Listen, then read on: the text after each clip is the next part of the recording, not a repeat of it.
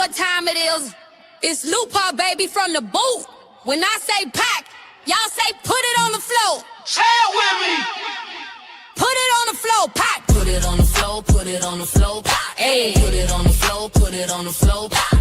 Put it on the floor, put it on the floor, pack. Hey, Hey, and watch the chat go crazy. Put it on the floor, put it on the floor, pack. Hey. Put it on the floor, put it on the floor, pack. Receipts on the floor, receipts on the floor, hey, hey. And watch the chat go crazy. She step online and it get real live. Truth so loud, make the whole chat vibe. Trolls act tough till she pull that proof. Lupa gon' play, she the truth in the booth. Receipts in hand, she gon' spin right back. One line drop, make a fake fall flat. No slow talk, she be on go mode. From Louisiana inner to the whole damn globe. Hey, she coming with facts. Say it wrong, she correct that fast. Put it on the floor, let it shake that screen. Lupa in the spot and watch the chat go crazy. Put it on the floor, put it on the floor, pop. Hey. Put it on the floor, put it on the floor, pop. Put it on the floor, put it on the floor, pop. Hey, And watch the chat go crazy. Put it on the floor, put it on the floor, pop. Hey. Put it on the floor, put it on the floor, pop. Receipts on the floor, receipts on the floor, hey, and watch the chat go crazy. hold up, who that talking true? Who that clocking T, who make it shake every time? Say it loud. Put it on the floor, pop. Put it on the floor, And watch the chat go crazy. From the boot with the beat in her chest. Truth teller time, yeah, she passed that test. Every time she speak, it shake the whole room. Loop I bring fire, make the trolls go mute. She don't argue, she just drop them facts. Watch the chat explode when she clap right back. No cap stories, no made up scenes. Receipts too loud and watch her chat go crazy. Bounce with it, left, right, move with it, Put it on the floor, let the lights fall through. It's Lupa, baby. And watch the chat go crazy. put it on the floor, put it on the floor, pop. Hey. Put it on the floor, put it on the floor, pop. Put it on the floor, put it on the floor, pop. Hey, And watch the chat go crazy. Put it on the floor, put it on the floor, pop. Hey. Put it on the floor, put it on the floor, pop. Receipts on the floor, receipts on the floor, hey, and watch the chat go crazy. hey. Chat. One more time. Put it on the floor, put it on the floor, pop. Hey, And watch the chat go crazy. hey. Ha. Hold up, chat. Y'all know what time it is. It's Lupa, baby, from the booth. When I say pack, y'all say put it on the floor. Say it with me. Put it on the floor, pack. Put it on the floor, put it on the floor, pop. Hey. Put it on the floor, put it on the floor, pop. Put it on the floor, put it on the floor, pop. Hey, And watch the chat go crazy. Put it on the floor, put it on the floor, pop. Put it on the floor, put it on the floor, pop. Receipts on the floor, receipts on the floor, hey. and watch the chat go crazy. She step online and it get real live. Truth so loud, make the whole chat vibe. Trolls act tough till she pull that proof. Lupa gon' play, she the truth in the booth. Receipts in hand, she gon' spin right back. One line drop, make a fake fall flat. No slow talk, she be on go mode. From Louisiana inner to the whole damn globe. Hey, she coming with facts. Say it wrong, she correct that fast. Put it on the floor, let it shake that screen. Lupa in the spot and watch the chat go crazy. Put it on the floor, put it on the floor, pop. Hey. Put it on the floor, put it on the floor, pop. Put it on the floor, put it on the floor, pop. Hey, And watch the chat go crazy. Put it on the floor, put it on the floor, pop. Hey. Put it on the floor, put it on the floor, pop. Receipts on the floor, receipts on the floor, pop. And watch Yeah. What she bring? Fact. What she talk? True. Who they hear? Nuba. Who they want? Nuba. Say it loud. Yeah. She don't mumble. Stepping in. Home run, no lie. She dismantle. Every word. Hard handle. Receipts up. No stall. Name ring. Head turn. She say it. That's law. Truth hit. Lesson learned. What she do? Break it down. What she do? Break it down. What she do? Break it down. What she do? Break it down. What she do? Break it down. What she do? Break it down. What she do? Break it down. What she do? Break it down. Then what she do? Break it down. No spin talk, no fake sound. She don't whisper, she lay it down. every claim, she press check. Every lie, she correct, Boot state, backbone strong. Stand firm, 10 toes on. She talk one, that's final. Lupac voice, undeniable. Yeah, that's Lupac. Facts only.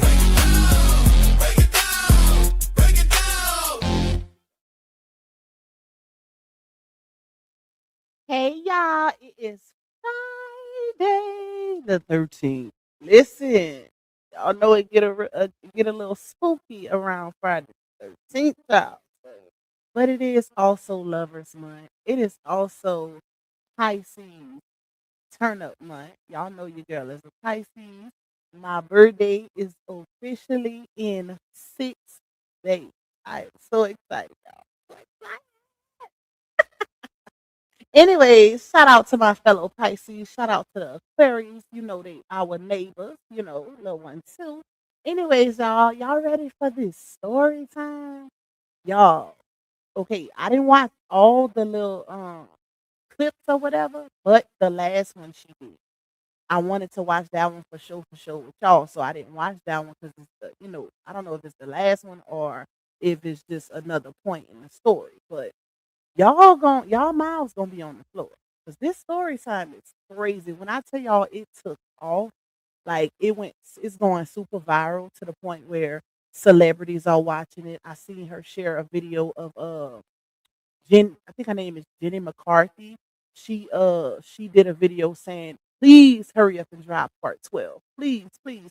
So it's going crazy, y'all. Y'all know I don't typically pick up stories like this unless it really piques my interest. And yeah, she's gonna get some type of signing where she turns her life story into either a movie or a book. And I could tell by it because of the all of the noise surrounding her dropping those story time clips. It's kind of giving Risa Tisa, but on a whole other level, y'all. So we're gonna watch it together. We're gonna watch it together. And I want us to come live early because today is Friday, just in case I don't come live later. I might though. It just depends on what happens because I've been kind of following another story that's going viral with this husband and wife on Facebook. The wife pulled up on the husband and another female at a restaurant, child, and went crazy. Okay. So I've been kind of watching that a little bit. So we'll see what happens. We'll see what happens. Let me see who in here with the girl. Hey Terry, bro. Thank you for the copyright and fair use. It is definitely needed because I'm gonna be playing her videos. Copyright disclaimer under Section 107 of the Copyright Act 1976. Allowance is made for fair use for purpose such as the criticism, comment, news report, and teaching, scholarship, and research. And it says fair use is a use permitted by copyright statutes that might otherwise be infringing.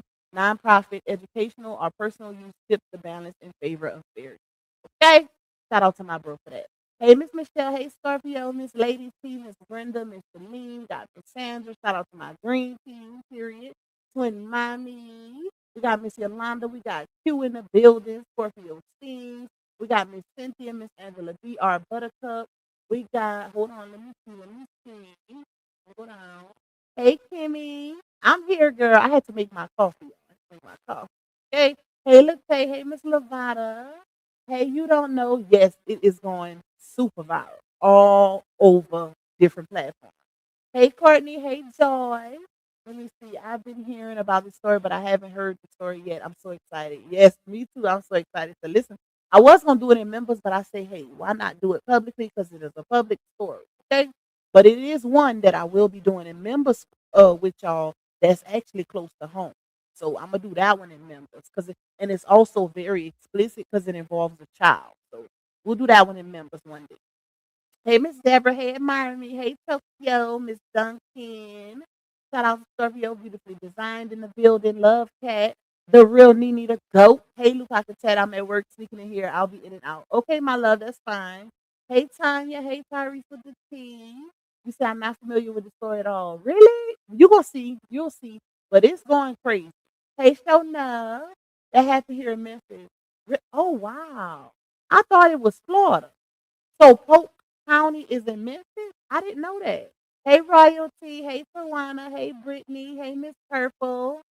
Shout out to everybody that's in here. If you would like to donate to me monetarily, you can cash at me $2. You can also buy me a coffee. Shout out to my coffee people. You can also support the platform by getting a super chat or a super sticker. Y'all know I always set a little goal. It ain't much, it ain't mandatory, but it's greatly, greatly appreciated because it contributes to the revenue of this particular live stream. You can also support me by getting a membership. Shout out to all my members, my green team, my day ones, my newbies, and my OGs. Period. Okay.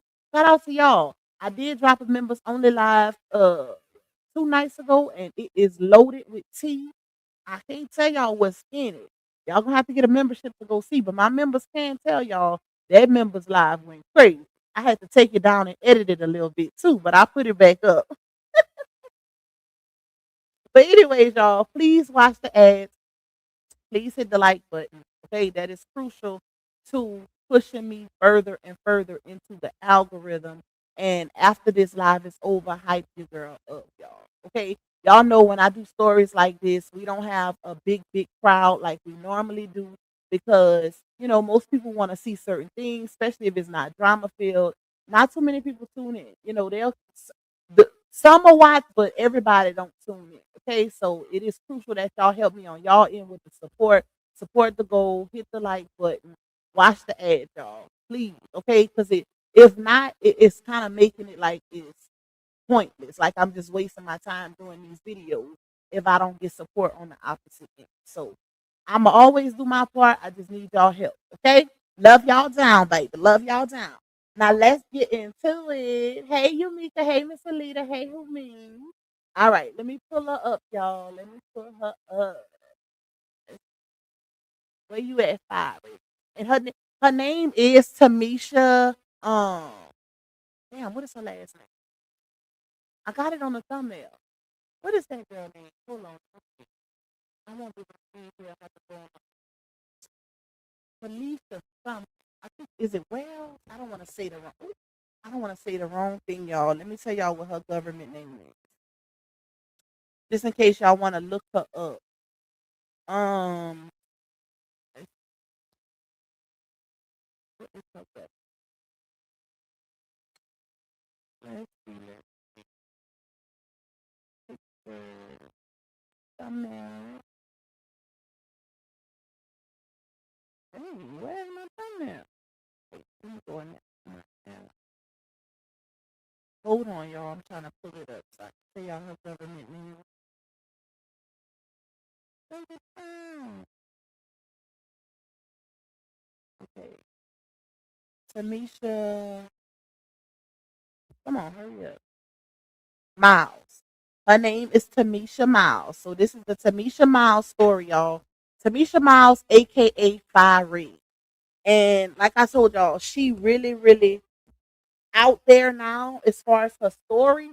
And according to her, she actually hold on, let me put my messages not open. Please do not message me while I'm in Facebook unless you want your messages exposed. Okay. Um, she actually, according to people that has been following her, they say that like her whole life is a movie.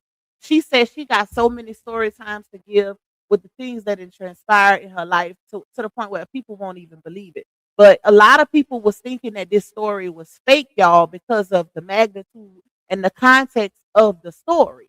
See, she was set up when she was 18 weeks pregnant by her best friend to be unalive, and she was SHOT 5 times. So a lot of people, after she started giving the details, thought that she was lying about it until people from her hometown started co-signing in the comments, and she also posted the article to show, that it did make the news, and it happened back in, I want to say, 2015. Don't quote me, but if back in those times. So it is definitely a true story, y'all. All right, here goes her page. Very beautiful girl. Let's see. Hey to everybody coming in. Hey Toya. Hey Capricorn. Hey Faith Faye. Who else? Did I miss anybody? No. Shout out to Miss Jackie. Shout out to everybody that's coming in. She was a whole gangster. Big fact. She was out there with the movers and shakers. Her voice. Okay? She was like a female, uh what can I call it, y'all? Not a female Rick Ross, maybe. Like she was a big dog. in her town. She was known in her town. She was in the DRUG game. Okay, so but she was a female doing it, and she kind of got like a Tupac story time a little bit. Oh my, that is the type of friends I never want to come across. Not just that. Let me give y'all this also. The fact that he set her up, and guess what else he did? While she was in the hospital, he went to the hospital and prayed with her family, crying, boo-hoo crying, and all that. We're gonna get into it. Let me pull up the video. All right, let's be real. She's so pretty. Okay,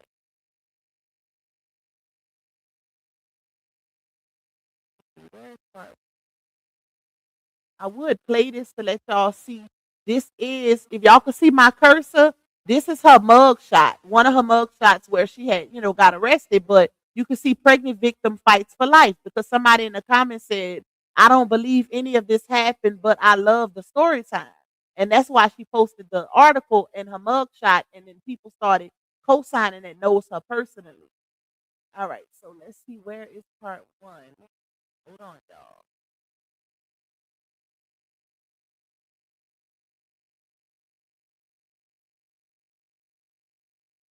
Okay, so how it came about. Wait, let me see. All right. So how the story time came about was she did this TikTok video, y'all, right here. She did this video right here. No, this one right here. And you know how on TikTok you could do videos where you say put a finger up if such and such happened or put a finger down. So she did that. And it just so happened that when she did it, the video went super viral and people started asking her to give her story time. Like, let us know the details. Now we interested. And that's how her story time was birthed. So I'm gonna play that one first. Put a finger down if when you were 18 weeks pregnant, one of your best friends set you up to be unalived and you were shot 5 times. While you were in the hospital fighting for your life in surgery, said best friend came and sat with your mother, father, and family and prayed with them, cried with them, consoled them, hugged them, all the while hoping that you would die. Okay, so she did this, and this video right here garnered over 1 million views on Facebook alone. I'm pretty sure it did numbers on TikTok also. And this is what made her tell the story time because people became interested. Now, shout out to Tyrese with the T because she said her next story time she might talk about what happened to her daughter that passed away. Okay, so let me just give y'all a little context about that. Now, mind you, the child, she got 2 kids. She got an older son, and then she had her daughter. Who I think her daughter, y'all don't quote me. I think she either is it cerebral palsy or she had some type of disability because mind you, she was pregnant with this child, her daughter, when she got SHOT 5 times. So she ended up having her extremely early, right? And her daughter had all kind of complications. I ain't gonna show the pictures because she asked, y'all could go on her page and see pictures, but she asked for people to not share photos of her baby girl because she is no longer here. Now, mind you, that same daughter that survived when she got SHOT passed away a couple years later due to an accident. So her life is real life a movie, y'all. She ain't gave that story time yet, but she says she will once she gets to a point to where she can talk about it because it's still traumatic for her. Um, hey Jazzy, who did I miss? Sweetly favored. Oh my, that is the type of friends I never want to come across. Facts. And then it's a man. Her best friend was a dude.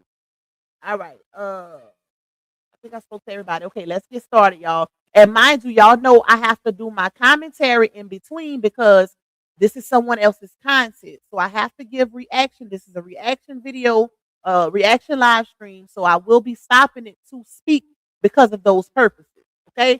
But I will also give y'all her page. So if anybody wants to go see it on her page or go follow her, you can. Okay, let's go. Go back. All right, this is part one. Part one did 2.1 million views on Facebook alone. We go. Okay, so part one of the time that my best friend set me up to be unalived, and I was shot 5 times while 18 weeks pregnant. Okay, so for starters, my best friend is a he, not a she. And I'm gonna have to take y'all back to about a month before I get shot so I can make it all make sense. You feel me? So for those of you who know me, you know. But if you don't know me, mama was outside with the movers and the shakers. I was a street pharmacist. I'm talking about coin, okay? Major coin. And around this time, I was dating this dude. And we was going through a messy breakup. Not true enough. I was going back and forth between him and my baby daddy. Yes, I was. But in my defense, if y'all knew what this nigga had done did to me, y'all would have been scratching drag his ass, sis. And that's just what I was doing. Dragging it. And when I tell y'all this situation was messy and toxic, everywhere they seen each other, they would fight. At the gas station, at the gambling house, if they ran into each other at church, it was on sight. And I used to be right there screaming, whoop his ass, whoop his ass. Okay, now let me give a little commentary, y'all. So what she's describing right here is she was dealing with this guy, and that's who she's referring to as her ex. But she was also still dealing with her baby daddy, which is her oldest child, which is her son's father. So she was dealing with both of them at the same time. And, you know, like you said, a lot of people would describe it as her being a 304 or whatever. But she said the ex had been put her through so much to where she was basically just giving him a little taste of his own medicine. You know, even though it ain't right, you know, but some females give it up like that. Some gonna get you back. They're gonna get their lick back, okay? And that's what she's talking about right here. So she's gonna go a little more into detail. But I don't really know who I'm rooting for because I'm thinking about all the stuff that both these niggas done did to me. And at this point, I just want somebody to get whooped.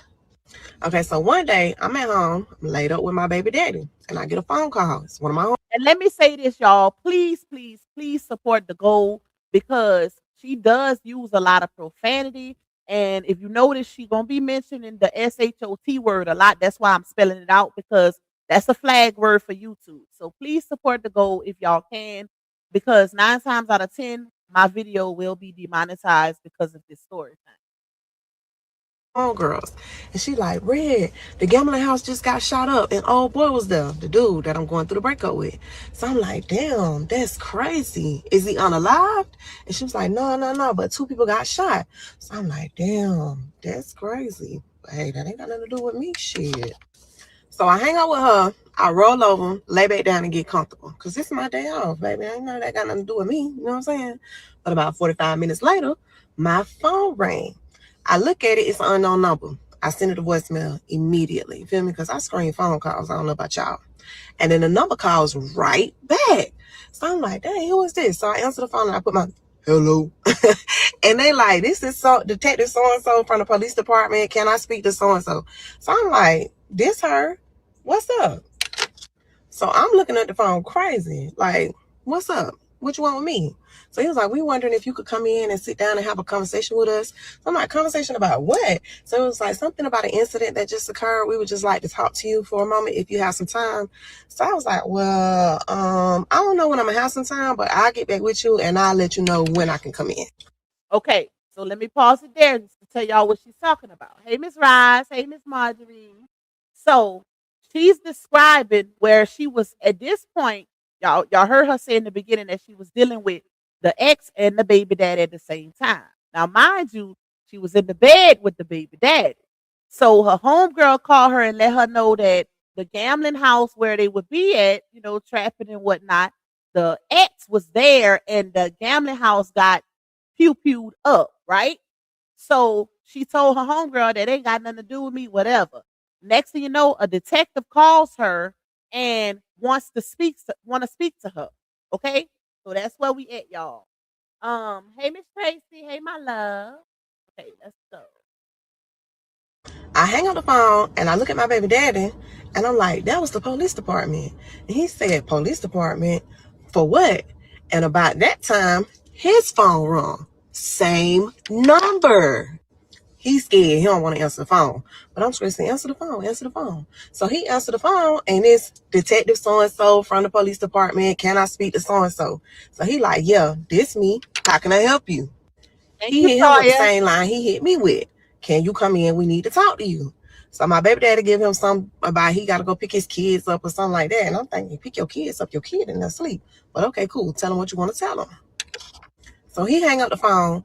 I'm looking at him. He looking at me. We both looking stupid. You feel me? So I'm like, you know what? Let's just go down there because it's better for us if we go down there than if they catch us on the street. So we both get up and we get ready. We put on our all white. Because if you know about going to jail with your all white on. Okay, now let me say this. The reason why her and her baby daddy was called, you got to go back to what she said in the beginning, because her baby daddy and her ex would be beefing over her. So that's why she said every time they would see each other, they would fight, right? It didn't matter where they was at, they would turn it up. Okay. So once that gambling house got pew-pewed up, her and the baby daddy automatically became suspects. So that's why, and the whole, because I've seen a lot of people asking, what's up with them wearing all white? If you are familiar, and I don't know that, I've never been to jail, but I know this because I used to work in a jail. But if you are familiar, anytime you go to, go in for questioning or, you might be arrested, whatever, they give you all white. Okay. So that's why they went in there with all white. In the case they got arrested, they wouldn't have to give their belongings up and use the jailhouse belongings, if that makes sense. Hey, Cancer 66. Hey, Miss E. Hey, Miss Michelle. And thank you, Toya, for that super. I appreciate you, my love. I got you, love. Thank you, my love. Okay, let's go, y'all. So we get down to the police station and they separate us. They put us in 2 different interrogation rooms. And when he come in, he's like, hey, I'm Detective so-and-so. I spoke to you on the phone earlier. I just wanted to talk to you because you are a person of interest in an attempted murder, y'all. Oh, Lord. Attempted murder? Baby, when I tell y'all my heart dropped to the floor and rolled out the damn room, baby. And I'm going to cut it right there. And y'all going to have to come back for part 2. All right, y'all. We going to part 2. Oh, God, y'all. She be cussing a lot and using all these trigger words. Okay. But I gotta play it because I told y'all I was gonna play it for y'all. So that was part 1. How y'all feeling so far with the story time? Remember I said she got 2.1 million views off of part 1. Now part 2, she got 1 million views. Let's go. Part 2 of when my best friend set me up to be unalived and I was shot 5 times Hit the while like 18 button, weeks y'all. pregnant. I'm at the police department and I'm shaking in my Gucci slippers, you feel me? Because I done did some questionable things in my life, but never nothing to the extent of attempted murder, y'all. When I gather myself, my first question is, Detective, who I tried to kill? Because the suspense is killing me at this point. So he proceeds to tell me about a shooting that happened earlier that day on the other side of town at a local gambling house. On the inside, whew, mama relaxed a little bit. Whew, baby, I told y'all my homegirl called me earlier that day and gave me the play. But I can't let him know that I know what's going on. So my next question was, well, damn, what happened? How I get in it? Child, apparently there was 4 people in the house. My ex, the 2 people that run it, and one of my homeboys. I told y'all I was with the movers and the shakers. I'm from a certain set, but I'm good at every hood. I get money everywhere. And the 4th person that was there was one of my homeboys from my set. Okay, y'all remember that. Remember that because every detail that she gives, you got to really pay attention. It's going to all co-align and make sense later on. Okay? Just notice how all of a sudden her and her baby daddy became suspects against the ex who was one of the people in the gambling house that got SHOT. Okay? Her homeboy was in there also. So how ironic is it that her homeboy, that's not her best friend though. That's just her homeboy. Mind you, she's gonna mention homeboy, best friend, she's gonna specify as she go along. All right. They was inside gambling, playing cards. Somebody came, knocked on the door. Boom, boom, boom, boom, boom. When one of the guys that run the gambling house came to open the door, whoever was at the door aired that bitch out. Bop, bop, bop, bop, bop, bop, bop. Oh, And 2 people got shot. Now I'm looking at the detective crazy. they gonna Cause baby, Me, Why y'all. am I here? You still have not told me why I'm here. What's going on? Do y'all know this child of God, my ex, told them people that me and my baby daddy shot the gambling house up because we was trying to unalive him. I can't make that up. Yes, he did, y'all. Yes, he did. This man kept me there for hours, y'all, questioning me about my whereabouts, about the incidences that went on between me and my baby daddy, like just over and over and over again. And he ain't feed me. The only thing he gave me was some water, y'all, and I think it was tap water. Now, to the ex's defense, anytime you are dealing with a situation where somebody has been SHOT or an attempted unalive and whatever, they are always going to look into the people that the person had beef with. That's standard. That's protocol. That's how it always happens. Okay, so I don't, and even for the ex could have been saying it just to be malicious, but he also could have been saying it because he always had beef with her baby daddy. You know what I'm saying? So she was going back and forth between the ex and the baby daddy, using them and pitting them each against each other. If y'all notice, she said that in the beginning. She said when they would fight, she would root for whoever made her mad, at the moment. Like, whip his ass. But yeah, I am weak. Oh my God, I watched this a couple of days ago and got pissed because you can't trust nobody anymore. Facts, facts. Very interesting storyline. It really is. Hey Andrea, hey discussion board, my love. All right, let's go, y'all. Let's go. Hit the like button, y'all, and please support the goal, okay? Because I don't think I'm gonna be monetized on this one. She's doing pew pew signals. That's the pew. Okay, the hand signal, the pew pew signal she just did. That's the pew pew signal that Sazon try to get RH and a mirror with. But while I'm in there being questioned, the wheels in my mind go to turning and turning and turning. And by the time I left there, I already had them figured out who did it and why. But it ain't my place to lace them up. You get a paycheck, you're going to have to do your job and earn your paycheck. That was just my mentality at the time, y'all.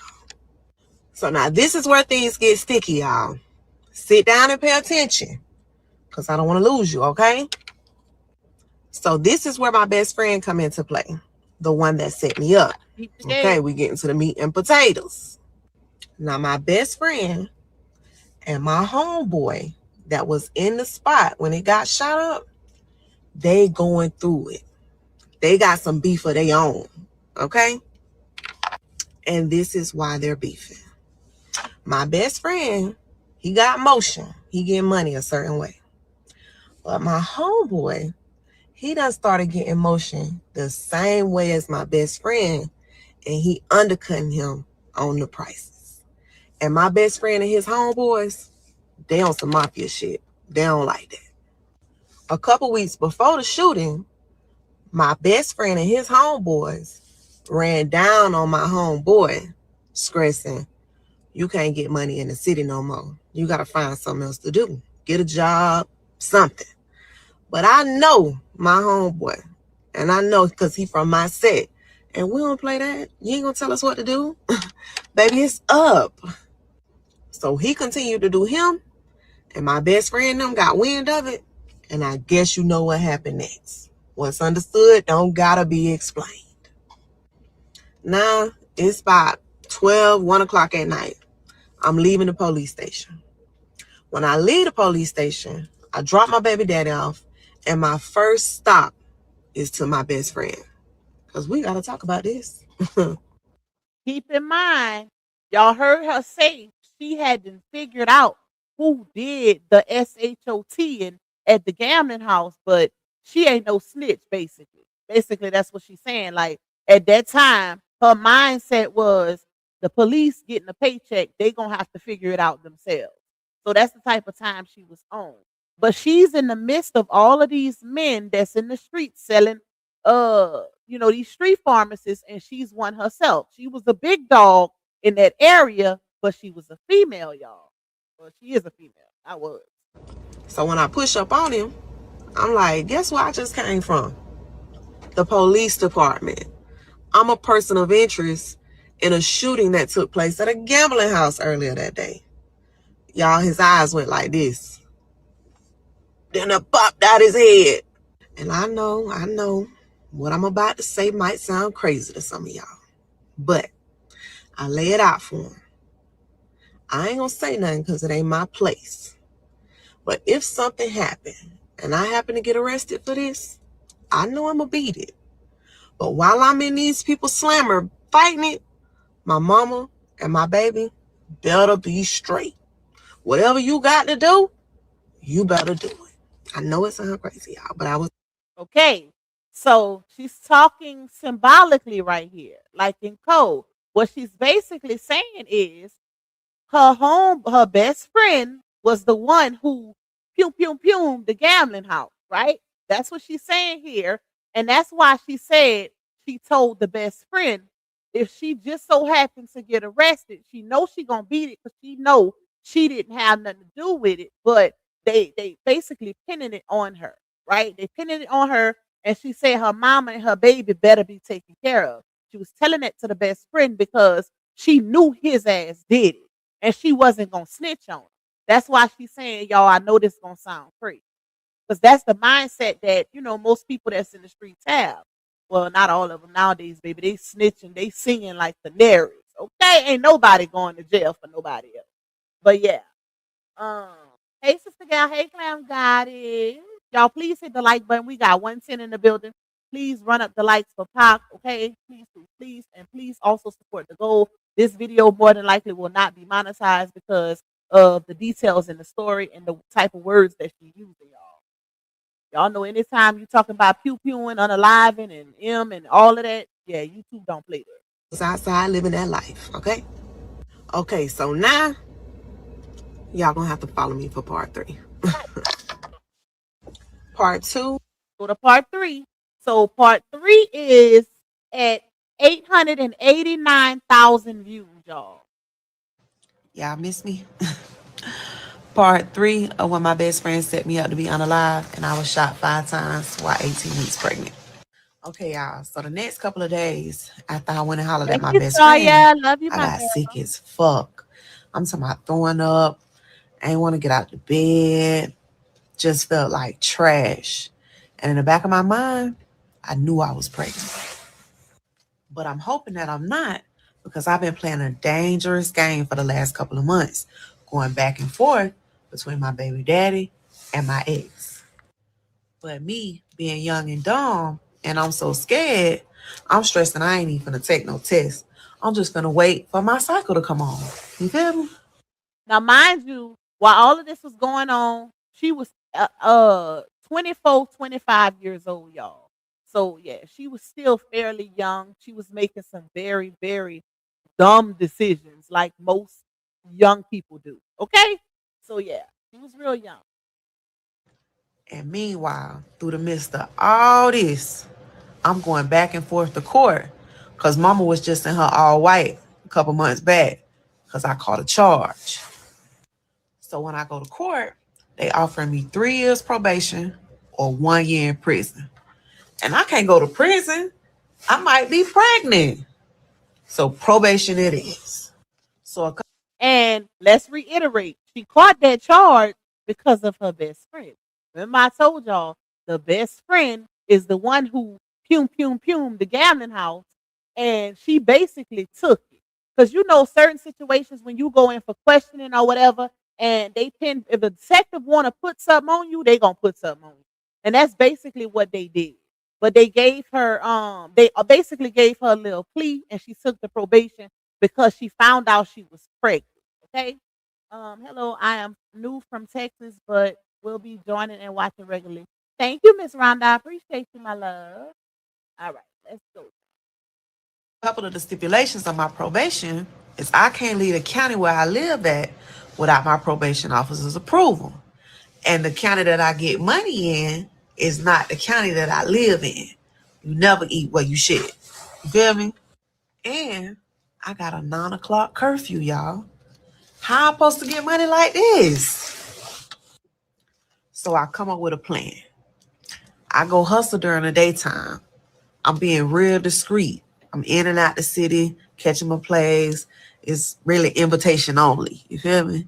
Then I would head home by 8:30, and I would wait till like 12, 1 o'clock at night, and then I would pop back up.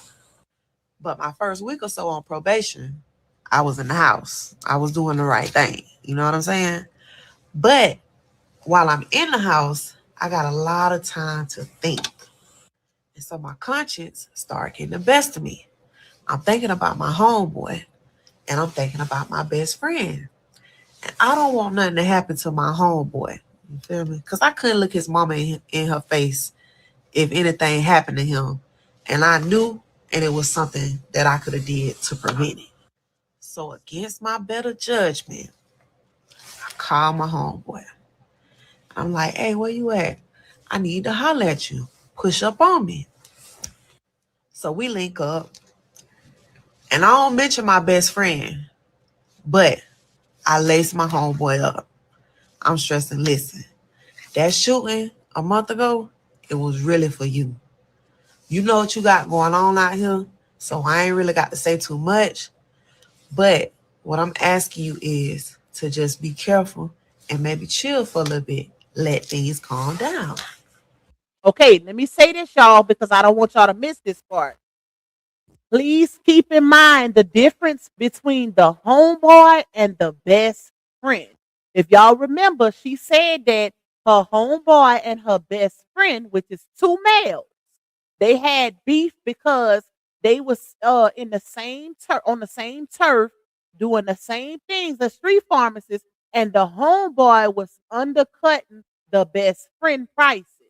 So that started causing beef, and she said her best friend and his homeboys was moving like the mafia running ish, right? So the SHOT that happened at the gambling house where her ex was one of the two people that got SHOT, it was really for her homeboy. The best friend was trying to, SHOT him, but he just so happened to not get, SHOT. Other people got SHOT. But damn, what else I wanted to see? I just moved stuff. Let me let her go a little bit because I didn't forgot what I wanted to say. So he go to stressing that he kind of figured that's what it was, but he didn't have no confirmation. And I had just gave him confirmation. So he tell me that he gonna chill. So I'm like, okay, bet. That's the best thing for everybody. All right, now let me say this too. She just told us that she basically put her homeboy up on game. And when I say up on game, meaning that she gave him the rundown, she told him that the SHOT was really for him and he needed to chill, etc., etc. That is the worst decision she could have ever made.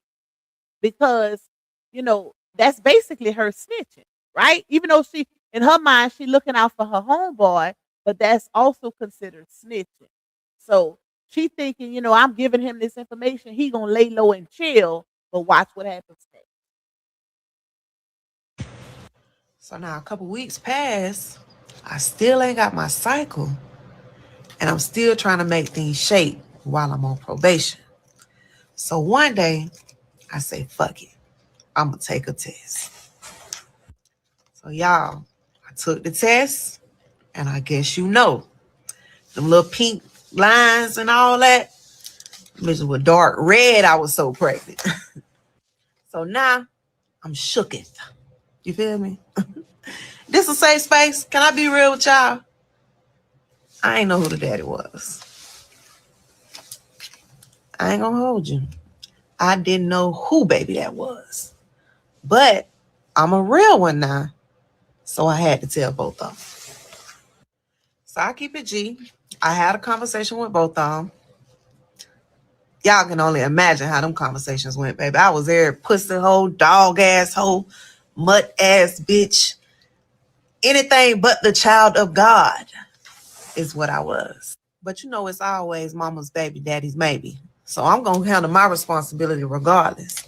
But whatever y'all want to do, I'm cool with it. So both of them left my ass. I was out in the cold by my damn self, y'all. So now I'm pregnant. I'm on 3 years probation. Both my niggas done left me. And I'm a person of interest in an attempted murder. Baby, I couldn't make this shit up. Mama was living. And that's it for part 3. Tune in for part 4. Ooh, it's getting good, y'all. It's getting good. But y'all, like I said, y'all really pay attention because every story time, the details coalesce. So you need to really remember the key details and the key players. Okay. She told her homeboy that the SHOT was really for him and that put her in the middle, like basically. It's kind of like she chose a side in a sense because guess what? The homeboy, the best friend, her best friend was the one who set up the SHOT and yeah. So that, like I said, that's the worst decision she could have ever made. Child. All right, part 4. 1 million. Part 4 of when my best friend set me up to be unalive and I was shot 5 times while 18 weeks pregnant. Let's do it. So at this point, life is lifing, baby. I mean, whooping my ass. Hey, I'm But so hey, I still got to get to the money. So one day, I'm in my city and my best friend called me. His car in the shop getting painted and he's stressing he just dropped his rental off. Can I come give him a ride to bust a move? game, So I'm y'all. like, yeah, I'm on my way. So I pull up to pick him up. When we pull out the driveway, he get a phone call. So he on the phone. I ain't really paying attention because that ain't none of my business. You feel me? But when he get off the phone, he stressing, can I stop at the corner store that's up there by his house? So I ain't thinking nothing of it. So I pull up. And when I pull up, he say, hey, jump out the car real quick. My big homie wanna holler at you. So this ain't nothing out of the ordinary. Because I told y'all I got heavy motion. And sometimes his big homie will spend money with me. So I'm like, okay, cool. I pull into the store, grab my purse, jump out the car. His homie is in an SUV parked behind the store. So we go over to the car, and my best friend opened the back door. When he opened the back door, I see his big homie in the front seat, and then I see another nigga in the back seat that's kind of like their enforcer. You feel me? So as I'm getting into Remember the key players, y'all. Y'all see she did quote unquote enforcer. Okay. Keep that in mind because y'all gonna hear that name again later on in the story. And if you know what an enforcer is, you know. Look it up if you don't know what that means. Okay? That's kind of like your hitman. Um, but pay attention to the key players that she's about to list in this SUV. the car, I see it's somebody in the front seat, but I can't really tell who it is. So I get in the car and I end up in the whole seat. So I'm in the middle. They enforcer on the left of me, my best friend on the right of me, big homie in the front seat. Y'all, guess who in the back? Guess who in the passenger seat? Y'all, my homeboy is in the passenger seat. The one that I laced up and told him to be careful and just chill is in the passenger seat, y'all. Okay, let me pause it right there. Because I wanna reiterate what she just said, y'all. So the SUV pulled up, right? Now, mind you, her best friend is riding with her. He gave her some type of excuse about, his vehicle, one being in a shop and the other one, whatever, right? So he asked her to bring him to the store.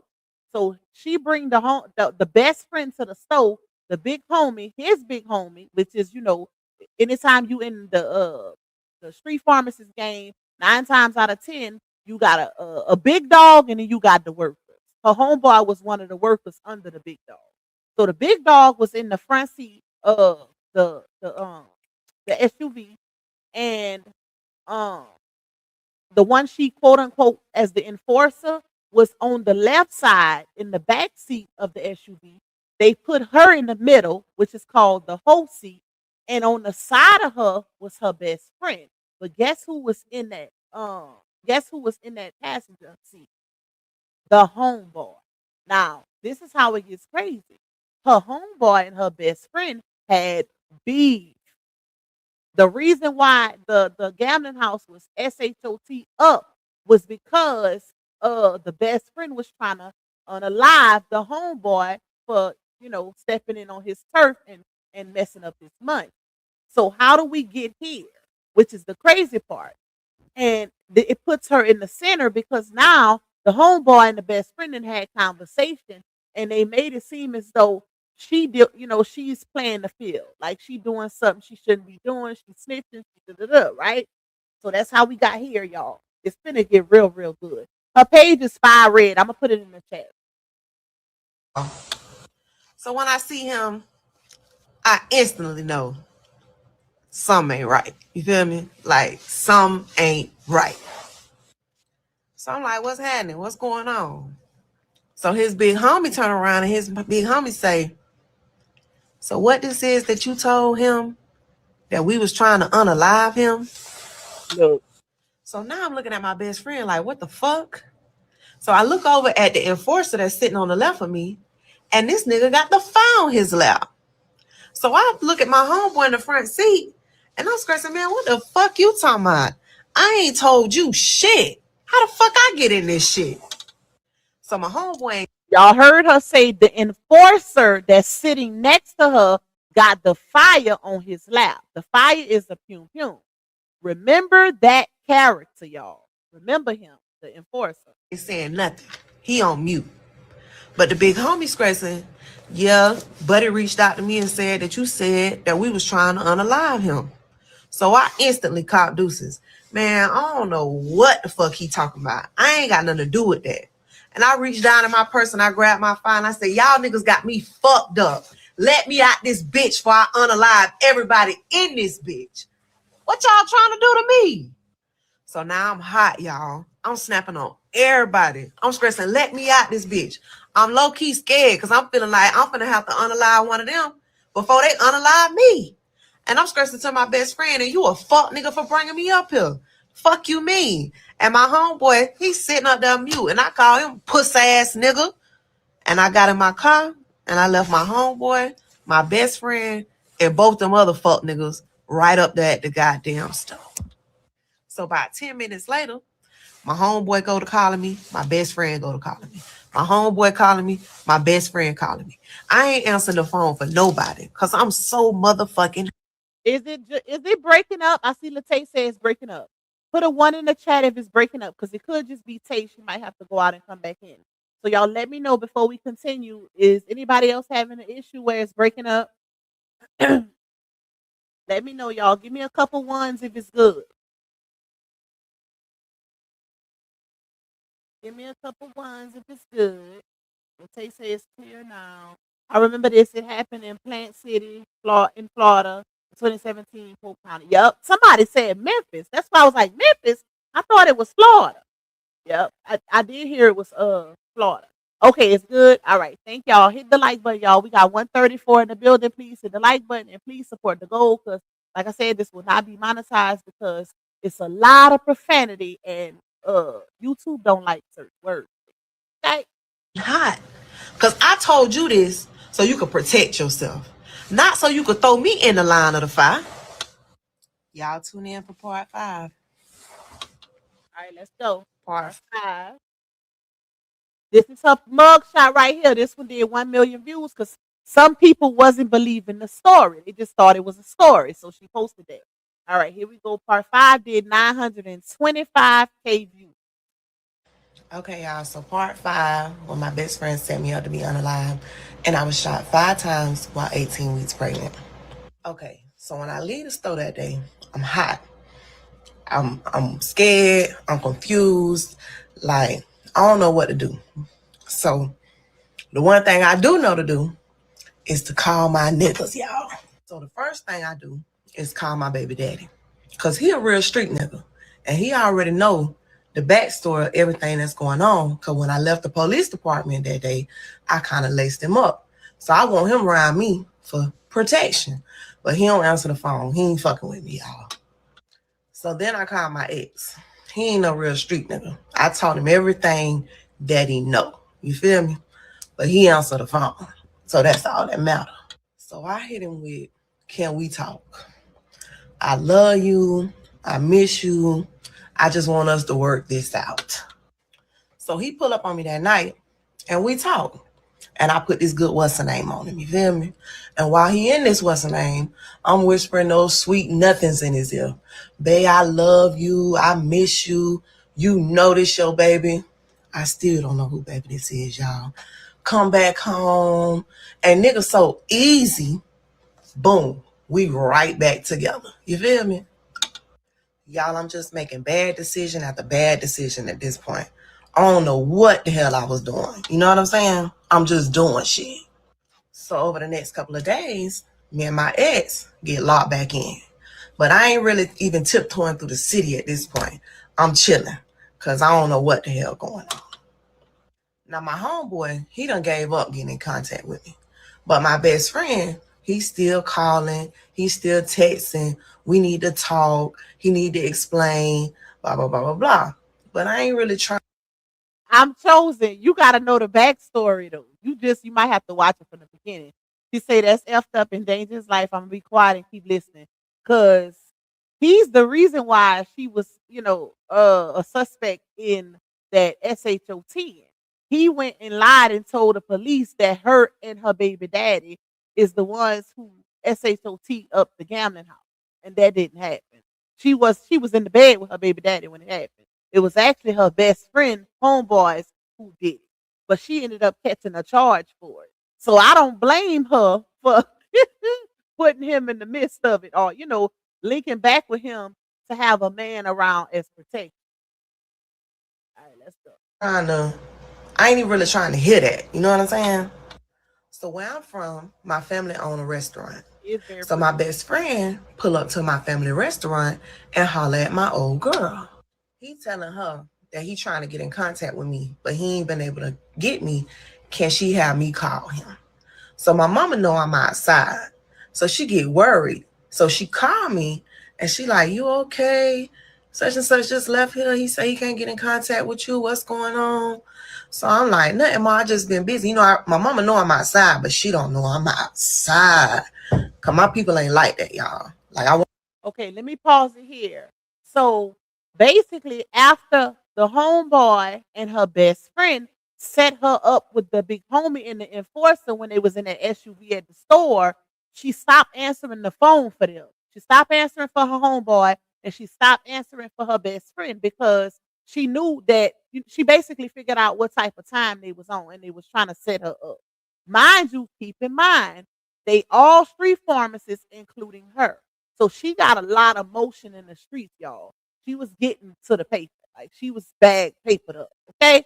So, anytime you in that type of life or whatever, you're going to have a lot of people around you. You got to be careful that's trying to set you up for either your work or your bread or both.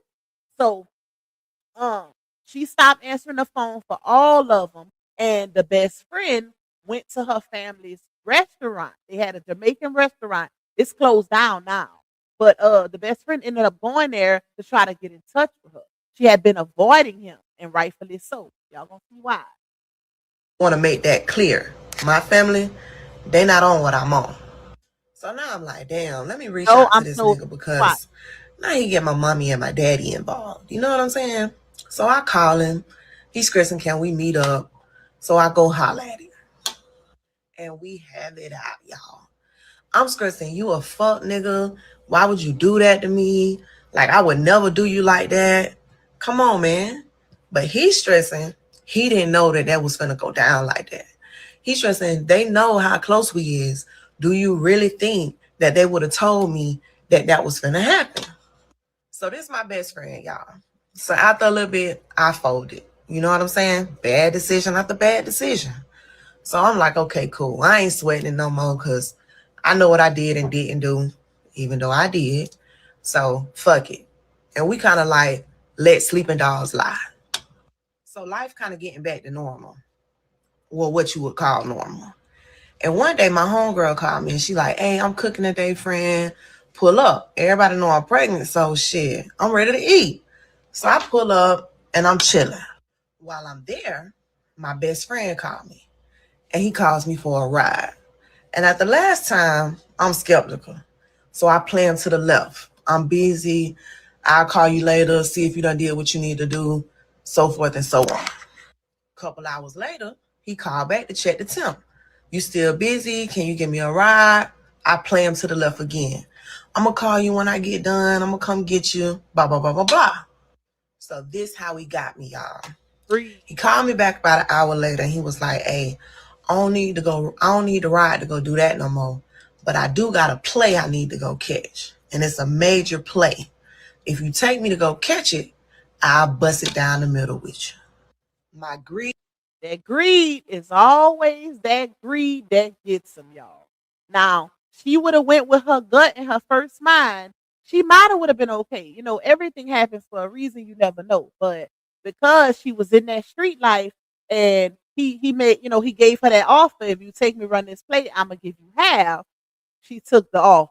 Okay, and then let's get to the next. He got me, y'all. As soon as he went to scratch and he was gonna bust that play down the middle with me, I'm stressing. I'm on the way. Give me 5 minutes. It's already getting close to my curfew. So I'm like, okay, I'm gonna go ahead and do that now. And I'm gonna shoot home and then I'm gonna pop back out later. Cause it's a major party going on where my ex live. So I grab my stuff and I'm headed to the door. But my cousin is there. So she asked me what I'm finna go do. So I'm stressing. I'm finna go catch a play. I'm gonna come back out later on the night. So she say, can she ride with me and I take her home when I get done? So I'm like, yeah, cool. Come on, let's do it. So I go pick my best friend up. He hop in the back seat. We riding. He don't really say too much while we in the car. But I figure he know or he think that it's still, you know, a little bit of tension. So we ain't really chopping it up like we usually chop it up. He just kind of telling me where I need to go. So when we get where I need to go, I miss my turn. I go down to the store, I turn around, and I come back. When I pull in, it's some trees and like some bushes on the left. It ain't really lit up. We in a trailer park. Just the fact that the homeboy was so quiet would have sparked a red flag for me. And I think I would have turned around and went back home. Because no, she was suspicious of him even in that moment, y'all. Okay? So mind you, keep the play, keep the scene. It's her, she's driving, it's her first cousin in the passenger seat who has nothing to do with none of this. The first cousin didn't know nothing. She was really just giving the first cousin a ride, right? But that's what saved her life, to be honest, the first cousin. So, and then it's the best friend in the back seat. The first, I gotta reiterate, the first cousin didn't know nothing about none of this. All she knew is that they was going to run a play. That's it. None of the details. She didn't know none of the details. So all the lights and stuff is kind of down by the trailer and kind of leading up to the trailer. You feel me? So when I pull in and I park, and it's a group of people up by the passenger side of my car. My best friend get out and he go inside the trailer. So while I'm sitting there, it's a girl standing up there, and I hear her say, "Who is that?" So I think she's talking about me. So I go to let my window down to tell her, "Don't worry about who the fuck this is." I told y'all, I don't give a fuck. And as I'm letting my window down to tell her, "Don't worry about who the fuck this is," she kind of looked past my car like, and she say, "Who the fuck is that?"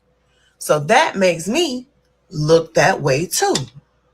So when I look that way, I see somebody walking through the bushes.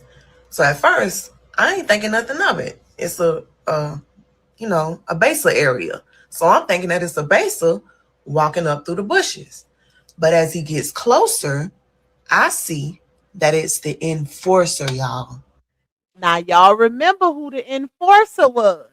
And if you ask me, the girl who said, "Who the F is that?" low key saved her life too, because she put her on guard to look, because he could have caught them off guard had that girl not said, "Who the F is that?" Because she initially thought the girl was talking about her. And that's why she put the window down and say, "Don't worry about who the F it is." But the enforcer, let me just reiterate, the enforcer is the hitman that was in the SUV at the store the first time the homeboy and the best friend tried to set her up. That's the one that was sitting on the left in the back seat next to her with the GUN on his lap. Okay? Hey, Secrets Inside Eye. Y'all hit the like button. Let's go. Getting to the good part. And as he get closer, he ain't got on no mask.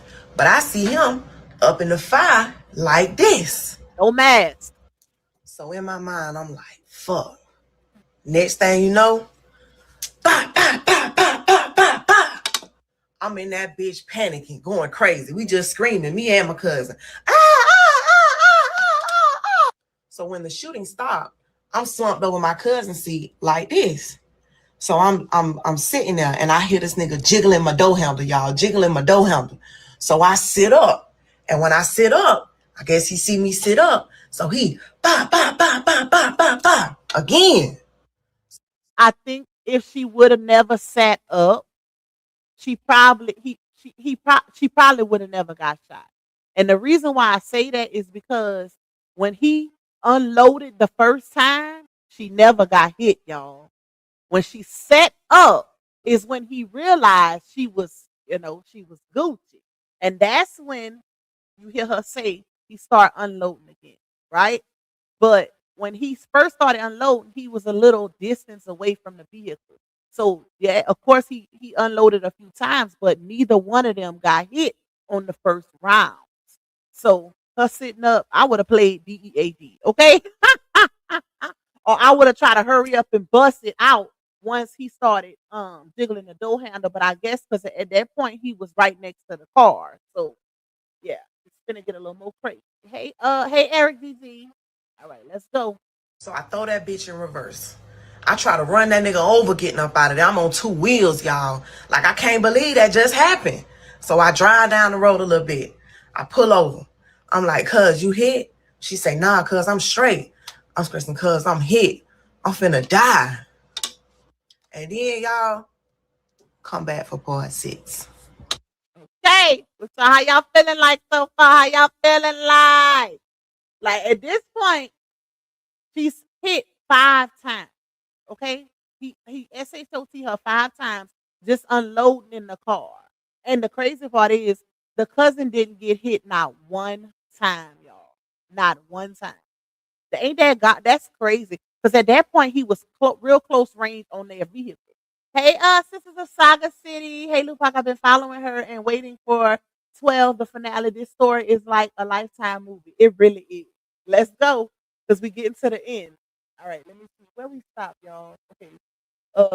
Right here. This is part 6. Part 6, when my best friend set me up to be unalived and I was shot 5 times while 18 weeks pregnant. So something that I'll never forget is the smell of my flesh burning from the bullet holes mixed with the smell of my blood. So I'm overcome by this smell and I got a cramping pain in my chest, y'all. So I know I'm shot in my chest. So my cousin stressing, you straight, cuz? Where you hit at? I was like, I don't know, cuz, but I'm hit and I can't drive no more. So she said, come on, switch seats with me. So we switched. Now, warning, this is the tearjerker part. So y'all just be prepared because, yeah, it's a tearjerker. She going to start crying. Seats. And I'm stressing, cuz, just get me to the hospital, please. Just don't let me die in the car. Give them a chance to save me. Just don't let me die in this car, cuz, please. So she hit it. Boom, we out of there. So the first thing I do is go to assessing my injuries because I used to be in nursing school before I caught my first charge. So I already know that I'm shot in my chest, but I got a terrible pain in my left leg. So when I look down, I notice I'm shot twice in my left leg.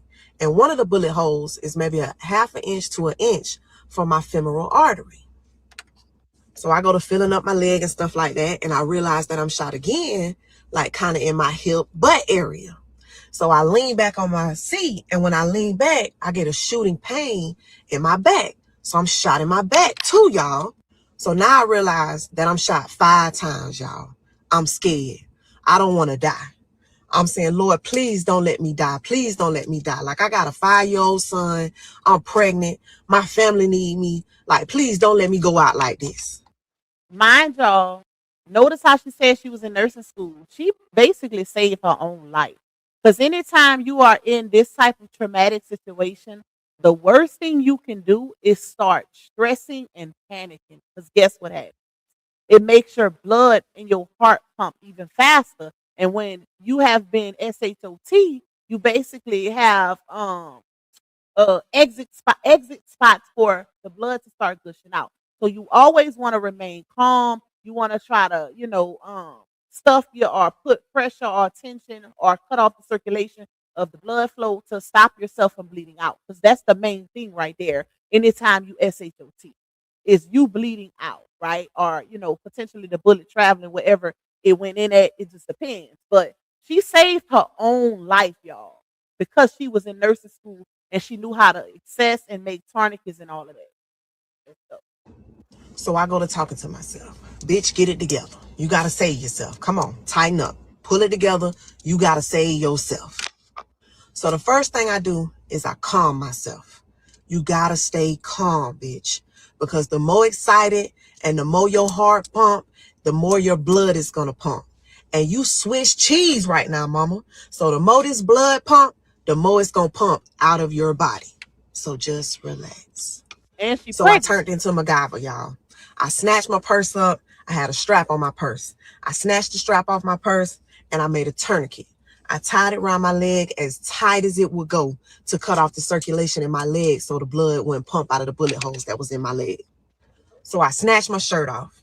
I go to ripping my shirt in half, y'all. I balled that bitch up as tight as it'll go, and I stuffed it down into the bullet hole that was in my back as far as it would go. I was in agonizing pain, y'all. I never felt a pain like this before in my life. I always kept a towel in my car.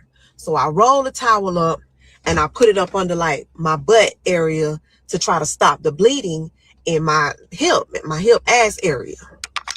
So I take what's left of my shirt and I go to wrapping that bitch and balling it up and I stuffed it down to the hole in the hole that was in my chest. And I got all these makeshift bandages, but it just don't seem like the blood is slowing down at all. It's just coming from everywhere, y'all.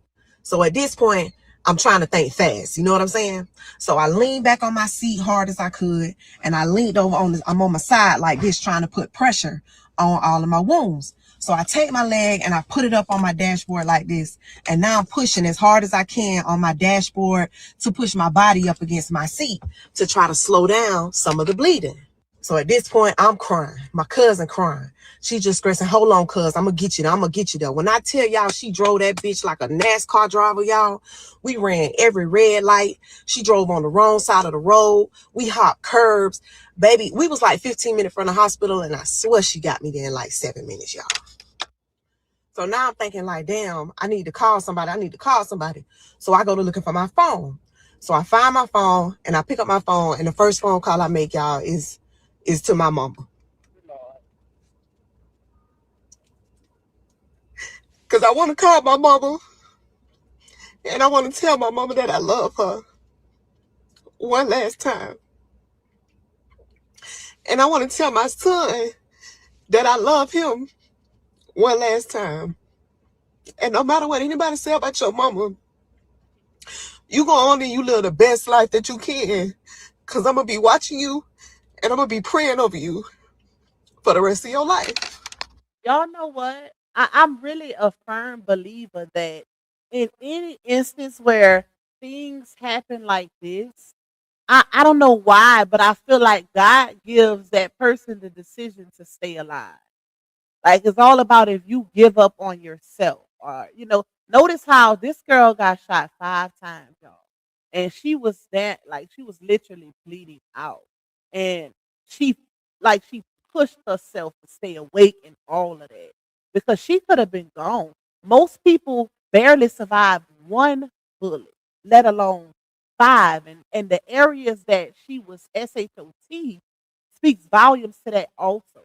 So I feel like she saved her own life and she fought, even, having a come to Jesus moment, praying to God, asking God to keep her, all of it. I feel like it's all about the will to live and, not giving up in that moment. But most people, when they panic, they don't know what to do. They just react, right? And it doesn't help the situation.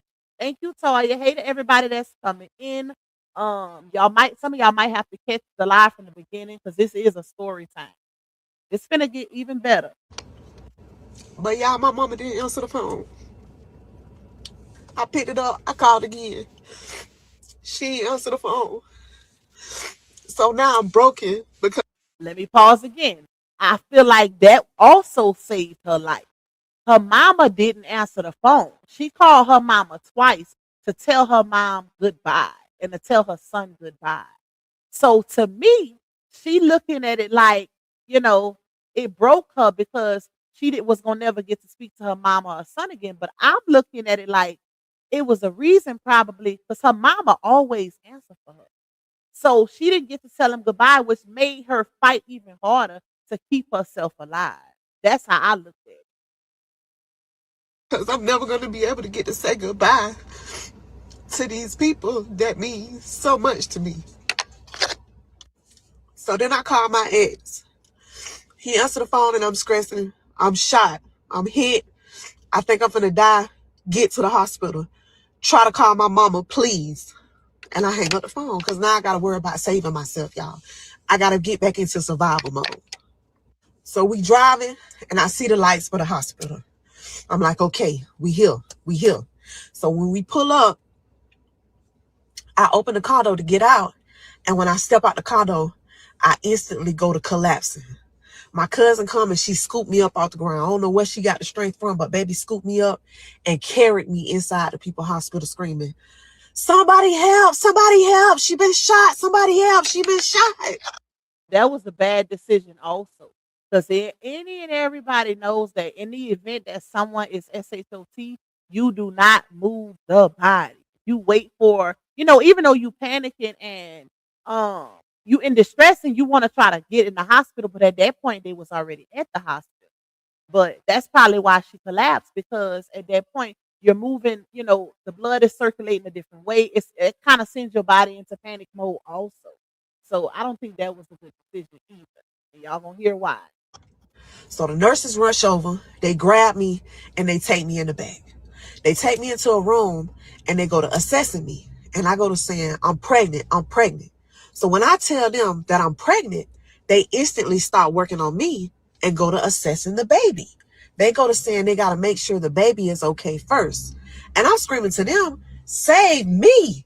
If I die, the baby dies. Right. 1 + 1 = 2. Come on. So now they go assessing me, putting me through different machines, sticking me with IVs and stuff like that. And then they go to cutting off my shoes and stuff. And I'm stressing to the lady, those new shoes, don't cut them off, just take them off. Y'all think about all the wrong things at the wrong moments, y'all. So I'm screaming, I'm crying, I'm stressing, put me to sleep. It hurts so bad, put me to sleep. So they go to getting me assessed and stuff like that. And they finna roll me through this hallway. And I'll never forget it. It was a black nurse. She said, listen, she kind of shook me up a little bit. She said, pull yourself together. We finna roll you through this hallway, and there's some people out there. And your mama, your daddy, and you don't want them to see you like this. So when I heard my mom and my daddy was there, y'all, I can't even explain the feeling that I felt inside of me. Like, thank you, God. Thank you, God, I get to see my people one last time before I roll through this, before I leave this earth. It's always that black nurse, y'all. It's always that mama black nurse that just know how to get people together. Like, it never fails. And I've seen that so many times. So they rolled me through the hallway. My mama, my daddy, my sister Tamaria, and my brother JR was there. And when I seen them, y'all, I just started bawling. All I kept saying was, I'm so sorry. I'm so sorry. I'm so sorry, y'all. I'm so sorry. And all of them just kept saying, what you sorry for? What you sorry for? We love you. We love you. I just kept saying, I love you. I love you. I love you. Please take care of my son. Please take care of my son. And at the end of the hallway, when we get to the end of the hallway, there's an officer there. So he says, hey, can you tell us what happened? So I was like, I got shot. So he was like, well, who were you with? So I said, I was with my cousin and I was with my best friend. And they rolled me through the hallway. So when we get in the back, they go to putting all the stuff on me, getting ready to put me to sleep. So once I realized that they're going to put me to sleep, now I'm stressing. Please don't put me to sleep. Please don't put me to sleep. I might not wake up. Just do the surgery like this. Just do the surgery like this. And that same black nurse was right there holding my hand. And she said, it's okay, baby. I'm right here. And I'm going to be right here when you wake up. I'm going to be right here. I promise.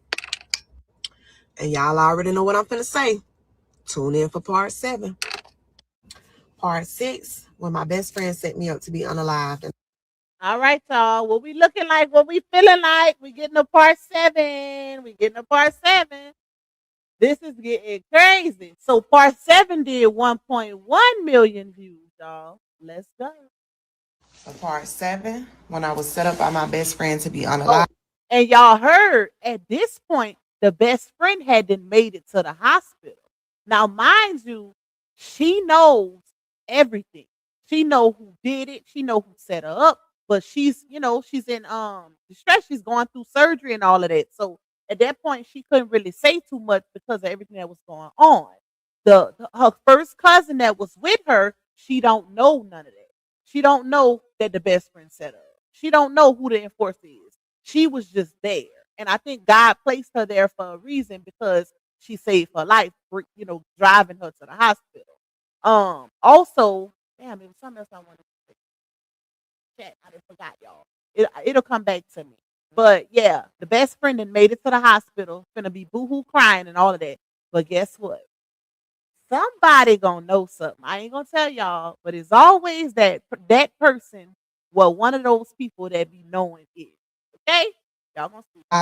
And shot 5 times while 18 weeks pregnant. So I'm on the operating table. They done pumped me full of that good shit, y'all. And within seconds, I'm asleep. I'm knocked out. Meanwhile, outside, the hospital on swole, y'all. I'm talking about church on New Year's Eve swole. And if you've never been to church on New Year's Eve, first Friday at the club swole. And they got my family in a separate waiting area. But because nobody knows what happened to me, they just know that I was gunned down. You had to have a special code in order to get into this waiting area with my family. So now my family in this waiting area and they going through it. My sisters and brothers crying, my daddy boohoo crying, my mama pacing, she praying, she on her hands and knees, begging the Lord, just spare my baby life and take mine instead. So by this time, Pause it. Okay, y'all. So here's where the sister starts coming into play. Now, mind you, she got a sister that looks just like her, y'all. The sister and the cousin that was driving are two of the main key players as far as like a support system or slash angel, whatever you want to call it. I'm gonna show y'all how they look when we finish the story time. But her sister looked just like her, but she got a shaved head. And y'all gonna hear the role that the sister played. Like she was really her angel. Thank you, Kizzy. She said, hey, Pocket Chat, showing some love. Thank you. I appreciate you. I need all the love I can get on this live talk because it will not be monetized. Okay? they get a call and my best friend has arrived. And they want to know if it's okay for them to give him the code and send him up. So without hesitation, y'all, my mama said, yes, give him the code, send him up. Because that's my best friend. And when he come in the room, my mama instantly hug him. He crying, she crying. She just asking him like, what happened? Did you see anything? Where were you at? Like she want to know some details because at this point, nobody knows anything except that I was with him and my cousin. Now imagine you get SHOT 5 times and the person who set you up to be SHOT is in the waiting room with your family crying and praying. He probably was praying for her not to make it. The family was praying to cover her. But that is some grimy ASS chat, y'all. But guess what? Watch what her daddy do. So y'all, this child of God told my people that he didn't know what happened. He didn't see what happened. All he know is that when he went inside the trailer, he heard the shots. And when he came back outside, I was gone. And while he over there talking to my mama, my daddy pulled my little sister to the side and he tell her, listen, he did this to my baby. He know what happened. I don't know why, but in my heart, I know he know what happened and I know he did it. Oh. So I'm in surgery for hours, y'all. and the surgeon come out to give my family their first update. So she tells my family that, right now we doing everything that we can to save her life. The situation is serious and she is critical. We can't make you any promises, and we don't know if we would be able to save her. But if we do save her, we don't think that we would be able to save the baby. And if we save her, we don't know what her quality of life would be. So they let my family know that I'm going to need a health proxy because over the next couple of days, some important decisions are going to have to be made. And my mama and my daddy, they both stressing that they just can't do it. They couldn't make them type of decisions. So my little sister stepped up and she said, I'll do it. I got her. So the doctor go back into surgery and my family's still outside waiting. While they waiting, my sister goes around and she kind of tell everybody in my family, listen, daddy think that this nigga had something to do with it. So y'all pay attention to him, okay? And my Shout out to the daddy and the sister. best friend, he acting kind of weird because when he off by himself, he cool, he chilling. But anytime anybody say anything to him, this nigga go to Keith Sweat, Johnny Gill, snot nose, crocodile, tear crying, y'all. I'm talking about putting on in that bitch for my people. So the doctor's fighting for my life. I'm fighting for my life. My family praying for my life. And this fuck nigga in here putting on. So after a couple hours passed, the doctor come out and she let my family know, hey, we've done everything that we could do for her up until this point. It's really up to her whether she makes it through the night. So I'm out of surgery, but they couldn't close me up because my body wasn't strong enough to finish some of the surgeries that they had to do. So they put me in an isolation room where nobody could come inside because my stomach was still open. Ain't that crazy, y'all? That is a lot going on, child. The stomach still open because she was too weak for them to finish the surgery. But and that's why I say, like, most people don't survive one SHOT. She is Tupac, okay?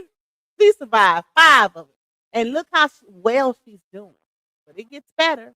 They let my family know, hey, you guys can go home for the night. There's nothing else that we can do here. But my mama and daddy stressing we ain't leaving. We staying. But my little sister, she leaves. And when she leaves, she don't go home. She goes straight to the police department.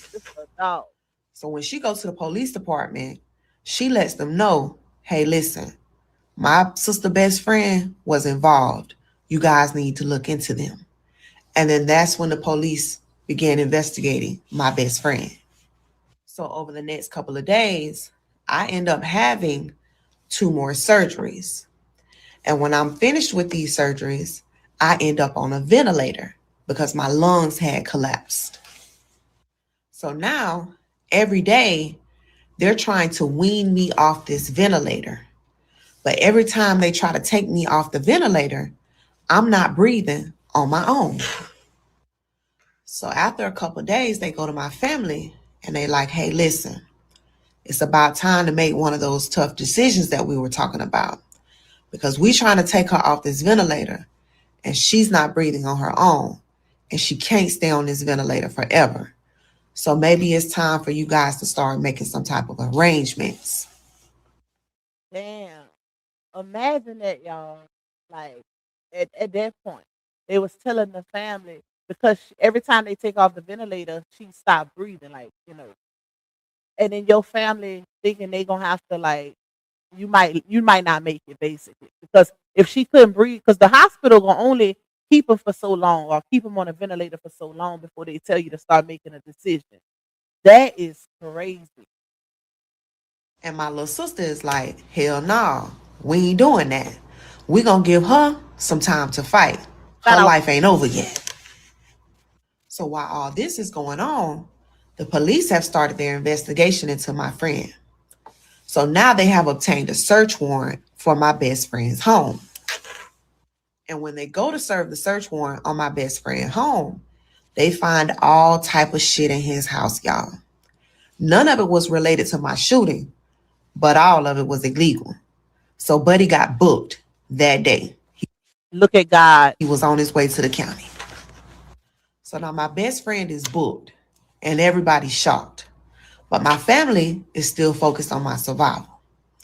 So it come a time where they like, okay, we need to take her off this ventilator. We've given her some time and you guys need to make a decision. So my mama, my sister, and my daddy sit down and they decide that they're going to take me off the ventilator. And if I make it, I make it. But if I don't, then that's all God's plan. So the day that they take me off the ventilator, it's my mama, my daddy, my sisters, my brother, and my godmama in the room. So they take the tube out my throat, y'all. And when they take the tube out my throat, I go to gasping for air, like gasping. I'm pulling at the tubes, like I'm in that bitch acting crazy. So they had to sedate me. So over the next couple of days, I'm heavily sedated, y'all, because every time I come up out this sedation, I'm acting a fool. But while I'm heavily sedated, I keep asking for like pen and paper. I'm doing like this. And when they give me the pen and paper, I keep scribbling my homeboy name and the enforcer's name the best that I can on these papers. Dang. Ooh, it's getting so good. So my sister take these papers and she take them to the police department. And she's stressing, I don't know who this is, the enforcer, but you guys need to start looking into him too. So they start an investigation on the enforcer. So now because of my scribblings, the police are requesting that the hospital come down off the sedation because they need to talk to me. Because y'all, they was pumping me full of that good shit. I was loopy. I don't remember much of that time when I was on the sedation, but I remember bits and pieces. But I was totally out of it, y'all. So when I started to come up out the sedation, I can barely talk because I've had this tube in my throat for like a week or so now. But it's me, my mama, my daddy, and my sister in the room. And one of the first questions I have when I become coherent is, did my baby make it? And they was like, yeah, your baby made it. So I'm crying at this point. I'm crying. I'm thanking God. But y'all, while I'm sitting there, I'm realizing my body feels so weird. Like, what's wrong? I can't feel my legs, y'all. Like, I totally can't feel my left leg at all. But my right leg, it's like tingling, like it's sleep. Y'all, I'm paralyzed in my left leg.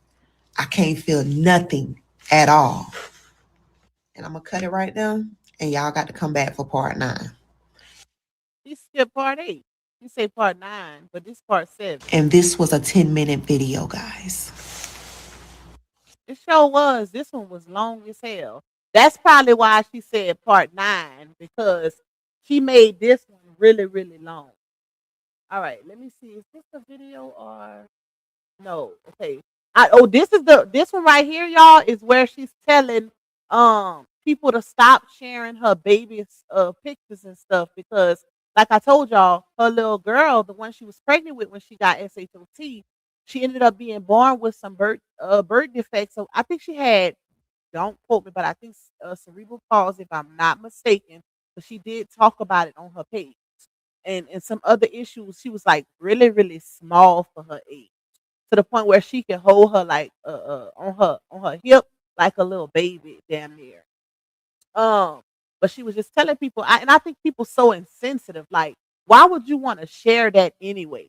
Why are y'all social media get on my nerves with that? Like, it's like people don't have morals and values anymore. Keep the babies. Even if you saying something positive, why that lady lost her child, and not in this incident. It happened in another situation. She's gonna give that story time, a little later. But just the fact of people sharing it, trying to get views off of her baby, like that is so weird to me. So, oh, right here where she got the cheetah print on is where she plugged herself. Mind y'all, she's also a rapper, and she sounds good too. Now, she sounds, because people was putting in the comments, she got a Megan the Stallion vibe. So people were saying, oh, Megan stole your flow. I don't think Megan stole her flow, but She sound a lot like the way Megan the Stallion sound when she rap. Okay, y'all gonna have to go listen to it because it's music. But whenever y'all go on her page. Now, oh, she did give part 8. So she must have just accidentally said part 9. This is part 8. It's 1 million views on part 8. Part 8, when my best friend set me up to be unalived and I was shot 5 times while 18 weeks pregnant. Okay, y'all, so I want to explain something that I did not touch on in part 7. My cousin had absolutely no idea what had been going on over the last couple of weeks between my best friend, me, and my homeboy. The only thing she knew was that she was going with me to catch a play. She didn't know that it was the best friend's play or anything like that. And when we got to the hospital, the police took her and took her for questioning. So when my family reached the hospital, they did not see her at first. The first person that they saw was my best friend. That's why they had so many questions for him. And when they finished questioning my cousin, she was allowed to go in with my family. And that is when they questioned my best friend. But he told them the same thing he told my family. He went inside the trailer, he heard the shots, and when he came outside, I was gone. Now, technically, he was telling the truth, y'all, when he said that. But what he left out is he set the ish up. Okay? So he was partially telling the truth. Because he did go in and didn't see what happened, but he still was a part of the setup. Period. So I'm laying there, I'm crying. I just found out that I'm paralyzed. And I'm just boohoo crying. And my mama is like, girl, hush, you alive. That's all that matter. I'd rather you be in a chair than me have to come visit you at your gravesite every day.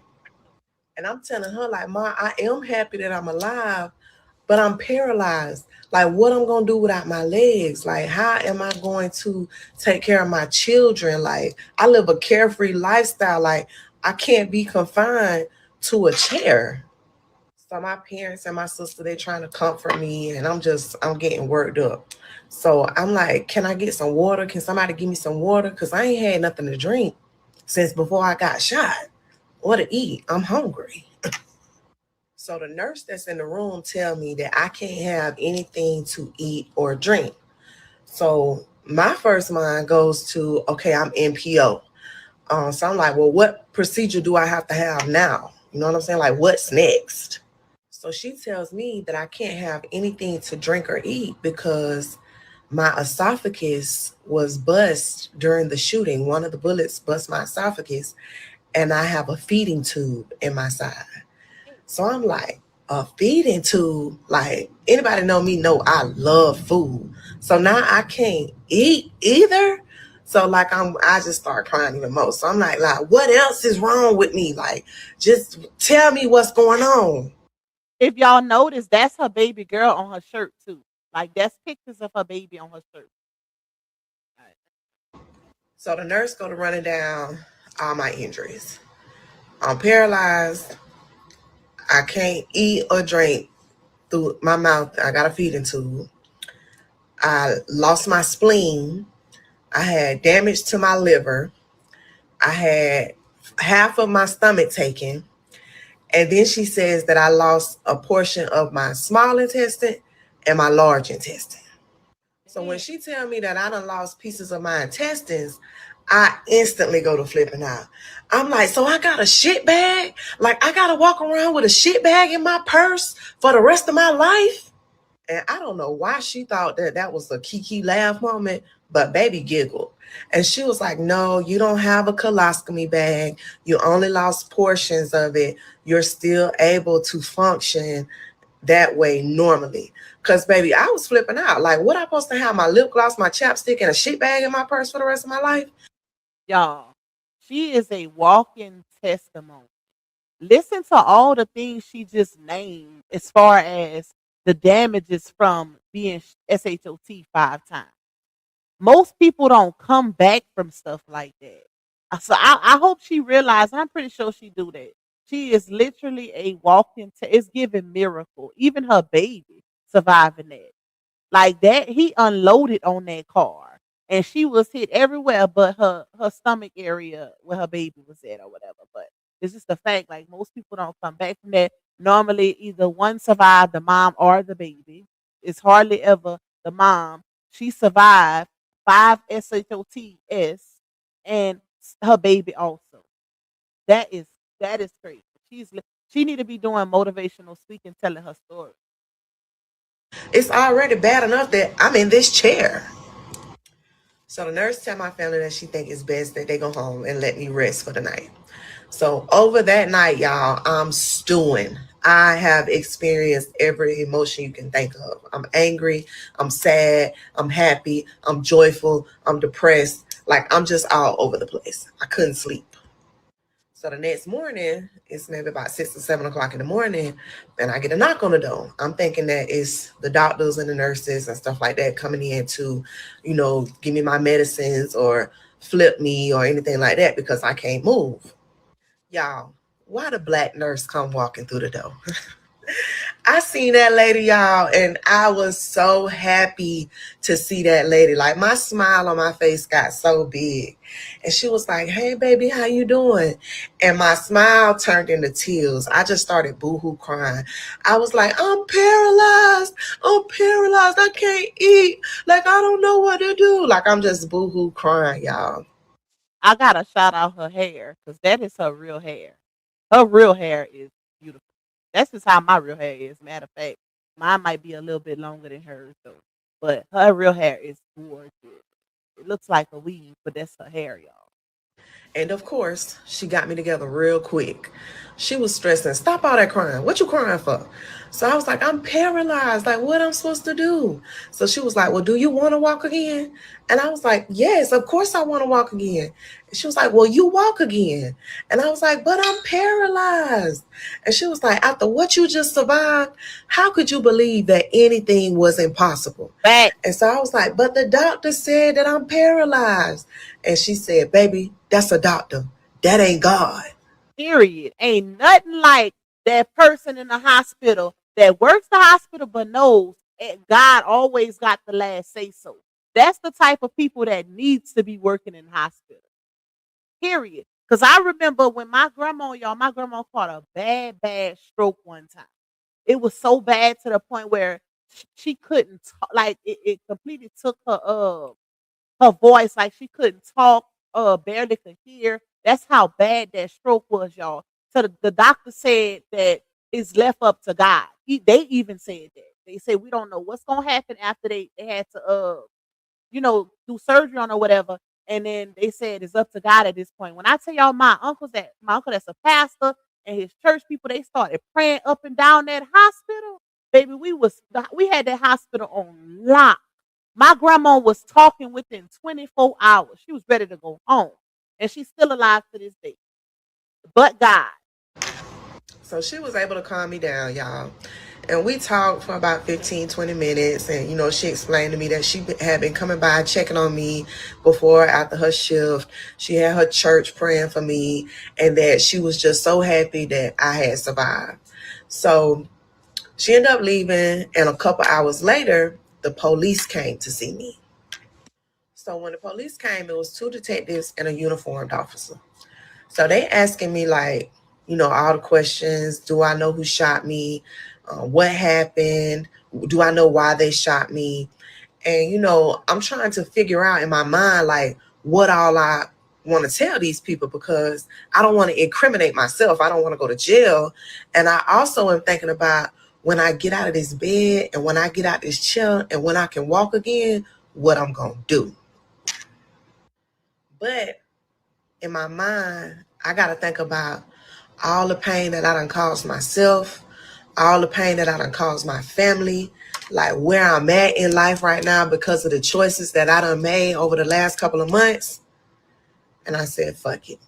And I told them everything, y'all. Like I didn't leave nothing out. You feel me? So when it come time for me to identify the shooter, they pull out some pictures. So they asked me, do I see the person that shot me? And I see the enforcer right now. So I point him out. Yeah, that guy right there. That's who shot me. So that's when they proceed to tell me that the enforcer had got arrested earlier that afternoon. Y'all, it's finna get real, real crazy. Okay? Like you think the good part is over? No, it's finna get real crazy again. So after my sister had took these scribblings down to the police department and they began their investigation on the enforcer, they started to piece the puzzle together. And one of the ways they began to piece the puzzle together is they checked all of our phone records and they checked where our phones were pinging. And at the time of my shooting, my phone, the enforcer's phone, and my best friend's phone all pinged off the same tower that was there at that house. They also checked the phone records and they saw calls from my best friend to the enforcer, my best friend to me, my best friend to an unknown number, and from the enforcer to the unknown number. So they had these phone records that were kind of painting a picture of who was calling who right before I was shot, right after I shot, and where everybody was when those phone calls were being made. And the way they ended up arresting the enforcer is that my best friend was in jail. The enforcer had made a visitation for my best friend. So when he got to the visitation to see him, they arrested him at visitation. So they also explained to me that they felt like some more people were involved because of the unknown number that they had on the phone records. So they were going to leave this uniformed police officer there with me just in case anything happened. They also placed a uniformed police officer at my family's home and at my family's restaurant just in case until they had everybody in custody that was involved with the shooting. Um, who said that? Hey, Miss Darlene. Somebody said why? Or Buttercup. We technically, I really don't know why he set her up to be unalive. Now we could speculate and say it's because of them all being street pharmacists or whatever. But I don't know if that was the actual reason. Hopefully, she'll let us know. By the end of the story time. But he set her up. Sometimes people do stuff like that whenever you are involved in the rug, the DRUG game. So, yeah. So later on that night, my sister came to see me. So I asked her, can I use her phone? Because I want to call my ex. Because I want to know, like, why he ain't been out there to see me. Like, I want to talk to him. Like, this my nigga at the time. So she tell me that, no, I can't use her phone to call him. She banned him from the hospital. That's why he ain't been up there. So now I'm confused. Like, why would you ban my nigga from the hospital? Like, what's going on? So that's when she tell me that since I've been shot, my ex has been in the club, hanging out, partying, like I wasn't in here fighting for my life. She also tells me that after I got shot, he came to my family and told them that they needed to give him my money and all my work because I would want him to have it. Imagine that. Now, this is where it also gets even better as well. The sister is a dog. Okay. And when I say a dog, meaning, yeah, her sister is loyal to the core, baby. But imagine you fighting for your life and your ex go tell your people that you would want him to have all your money and all your drugs. Like I don't blame them for banning his ass from the hospital. But my little sister ain't no fool. She ain't going for that. And after I had got shot, she had already went to my house and cleared out everything that night when she left the police department. And tune in again. Part 9 dropping soon. Shout out to the little sister, baby. All right, let's see. Where's part 9? Okay, here go part 9. Part 9 of when my best friend set me up to be unalived and I was shot 5 times while 18 weeks pregnant. So a couple days go by and the police come back and pay me a visit again. They want to talk to me about the unknown number that's on the call log.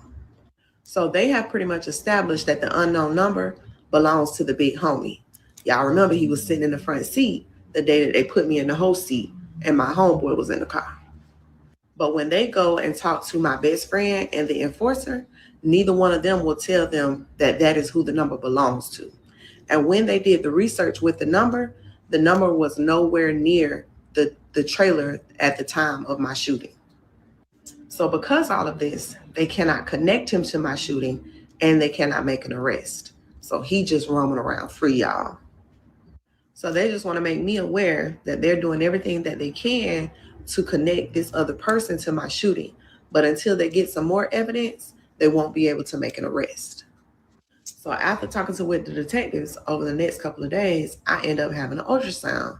And that's when I find out that I'm having a girl. So when one of my homegirls come to see me, I ask her, can I use her phone? So I reach out to my ex because I done told him that this is his baby. So I reach out to him to tell him that I'm having a girl. But we end up getting into a big argument, y'all, about all the things that he had been doing while I was in the hospital. So when my little sister and my parents find out that I done reached out to my ex and we done got into such a big argument, they stop everybody from coming to see me. Because at this point, they don't trust anybody. I wouldn't trust nobody either. So the doctors end up coming to me and they're like, hey, we have a new drug that's on the market, gabapentin. And we would like to give you this drug because we feel like it would help you with paralysis in your legs.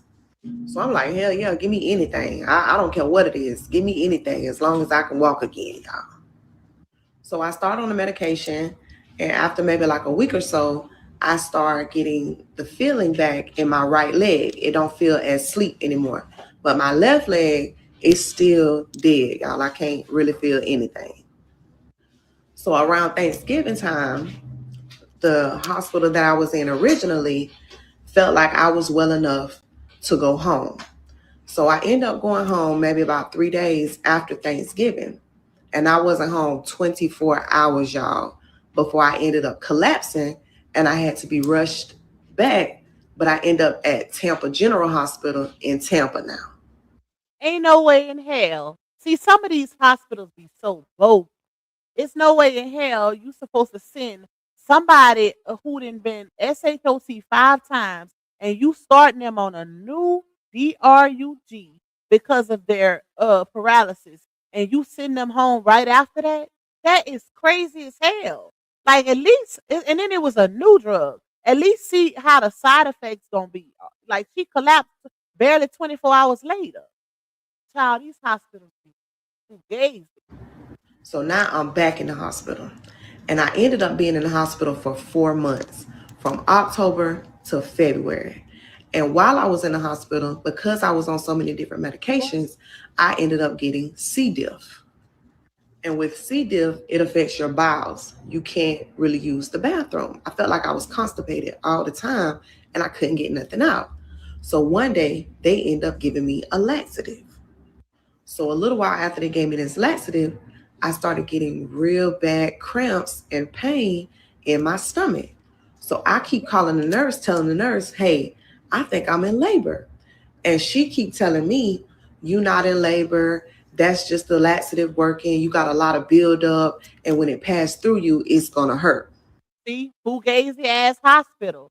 If somebody tells you something is wrong with their body, as a medical professional, you are supposed to listen.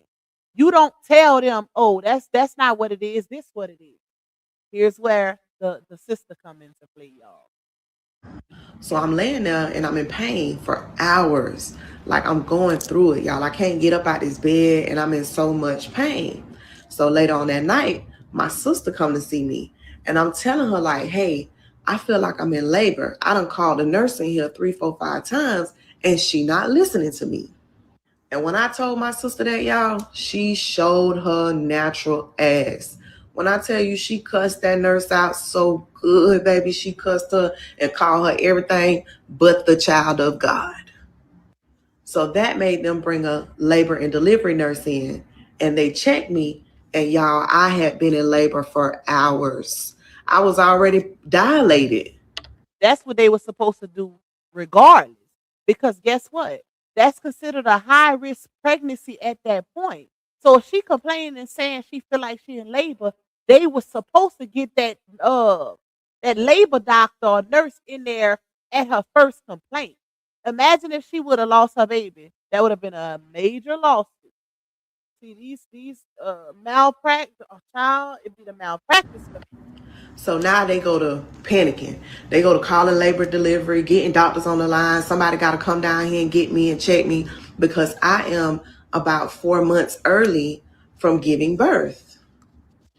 And when they get me in the back and they check me, the umbilical cord is wrapped around my daughter's throat and she's not getting any oxygen. So now they have to rush me into emergency surgery. And because I had been cut up and down for my injuries, I could not have a traditional C section. I had to be cut straight up and down in order for them to get the baby out of me. So they end up doing the surgery and taking my baby out. But when they went in to do the surgery and take her out, they saw that more of my large intestine was damaged. So they had to remove more of my large intestine. I had to have a surgery. So I ended up in recovery after I had my baby and I could not see her. So it was maybe about a week or so before I got to see my baby. Let me just pause real quick. Hey, Sierra, thank you for coming out the bushes, my love. She said I love the story time. Yes, y'all. I'm gonna try to find more like this too. Um, oh, the X is in on it. Yeah, I don't think he was in on it. He just wasn't a genuine ninja. Let's just say that. Okay, he didn't care for real. They had a very toxic relationship, y'all. Hey, Miss Pamela, where was the boyfriend this entire time? Partying in the club. What's up, Mika Ray? I love it. I have 4 sisters and they don't play about me and I'm the baby. Okay, period. All right. I just wanted to catch up with y'all in the comments. All right, So they put me in the wheelchair and they rolled me down to see her. And when they rolled me in the room, y'all, I'm overcome with so much emotion because my baby was so small, like she could fit in the palm of my hand. So while I'm looking at her, I'm checking her out. I'm like, okay, she got 10 toes. And when I get to her hands, my baby got 12 fingers, y'all. She got an extra digit on each hand. And when I seen the extra digit, y'all, I knew who baby that was. now let me say this. It's crazy because that is you would think that's rare, but it's actually not. Like my kids' uncle, their dad's brother, he was born with 12 fingers. And damn near all his kids, he got almost 10 kids, child. Okay, he's a rolling stone. Damn near all his kids, I want to say except 2 or 3, wasn't born with the extra finger. They took more after the mom side. But that's how he automatically know when a child is his because damn near all his kids was born with the 12 fingers too, and they got them removed at birth. All of them got it removed at birth. At birth. All right, let's go. Because my son was born with 12 fingers and my baby daddy was born with 12 fingers. So, y'all, the baby ended up being my baby daddy's baby. So after I had my baby, they were able to start me on certain medications that I could not take while I was pregnant. And because I was taking these medications, I could not breastfeed my baby. And we are a breastfeeding family. But y'all, my little sister saved the day again. While I was in the hospital and all this was going on, my little sister was pregnant too, y'all. And she had just had her baby. So she started pumping extra milk and she breastfed my baby. That's what you call loyalty right there, baby. Like, wait till I show y'all the picture of the little sister. They look just alike. She just don't have no hair. So now maybe about 2 weeks go by. My sister, she pumping every day, sending her milk to the hospital. I'm rolling down there every day seeing my baby. My mama and daddy coming to the hospital every day to see me. And on February 17th, y'all, they finally released me from the hospital. So I was in the hospital from October 30th to February 17th. My baby ended up having to stay in the NICU for about 3 months after I had her. So when I first get home, y'all, I'm so happy. Like things, they finally making a turn for the better. My baby's doing good. I'm doing good. But all that was short lived, y'all.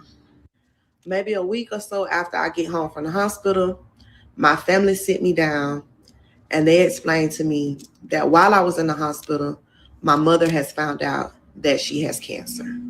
Ooh, it's starting to get a little sad again, y'all, because imagine that you going through all of that and then you get that type of news. So over the course of the next year, my daughter has been released from the hospital and my mama fighting her cancer. So I'm rehabbing like crazy, y'all. I got to get out of this chair. So now I'm up and I'm walking and I'm moving around. And my mama, she's so weak and fragile from fighting this cancer that she can't work. So our family business is struggling. So in my mind, the only thing I know to do is get back outside with the movers and the shakers, y'all. Because I got to provide.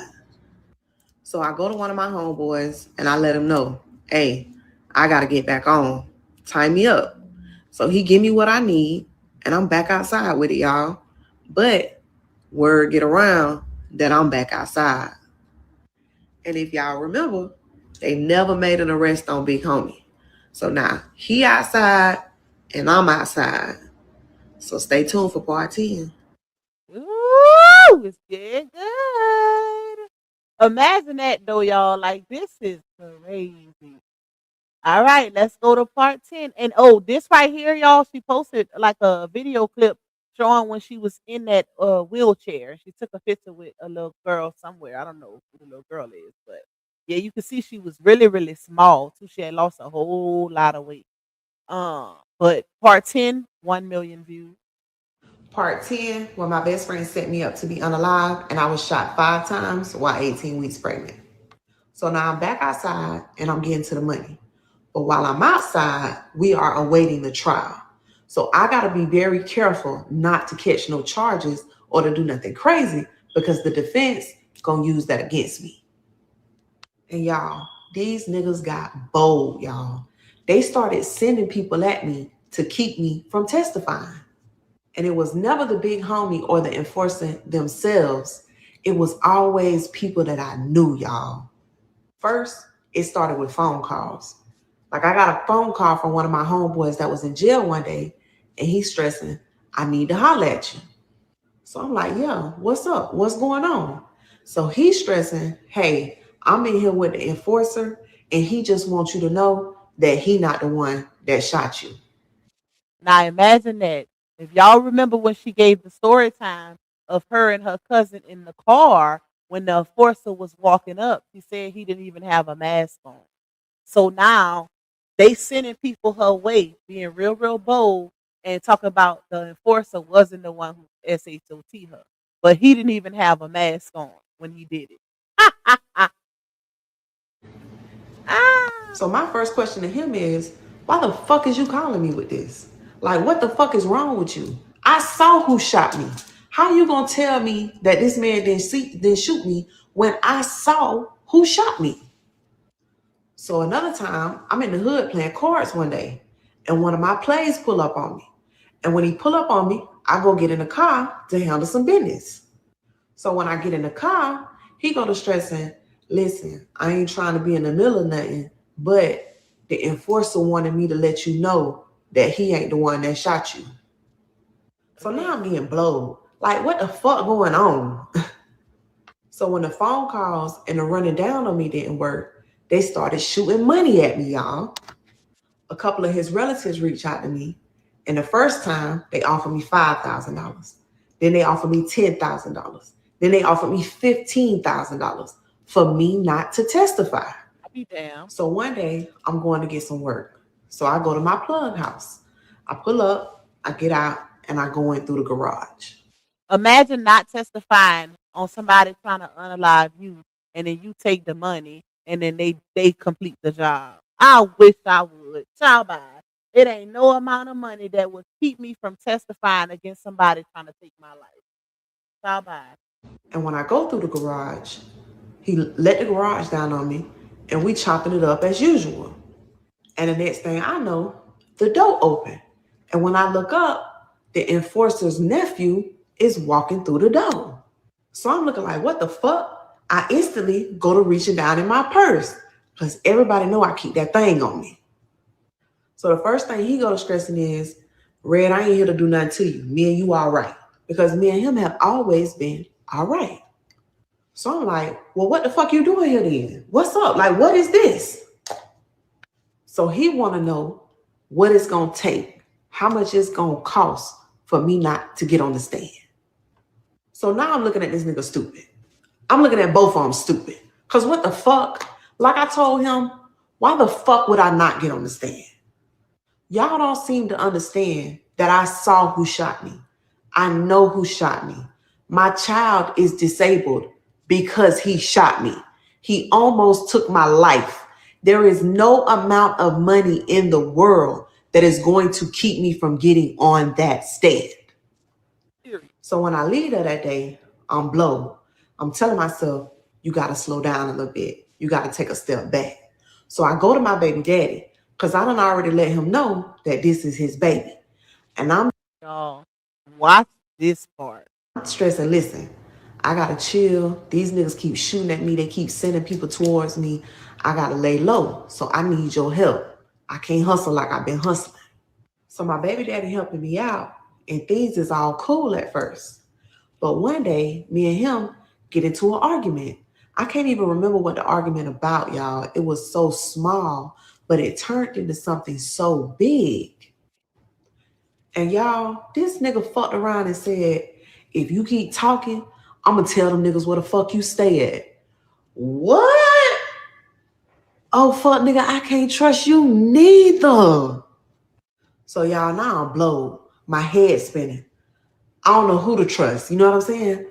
But all I know is my mama is getting sicker. She's losing her battle with cancer. And I got to get me some money.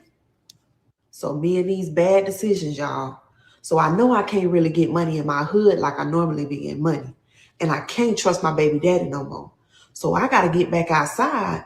And that caused me to go to getting money in places that I ain't got no business getting money in. Keep listening. It's gonna be crazy. And y'all, I fucked around and caught a charge. I went to jail.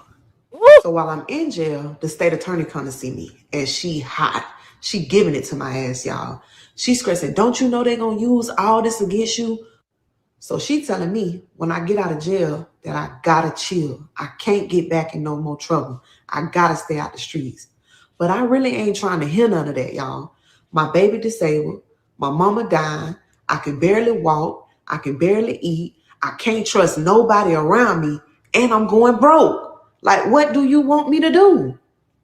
So when I got out of jail, y'all, I went right back to my block.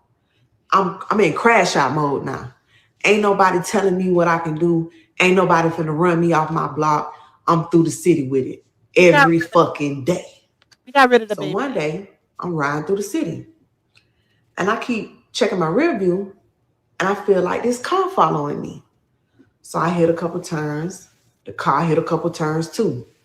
I hit a couple more turns. Car hit a couple more turns too. So I'm like, damn, is this car following me? So I hit it. Boom.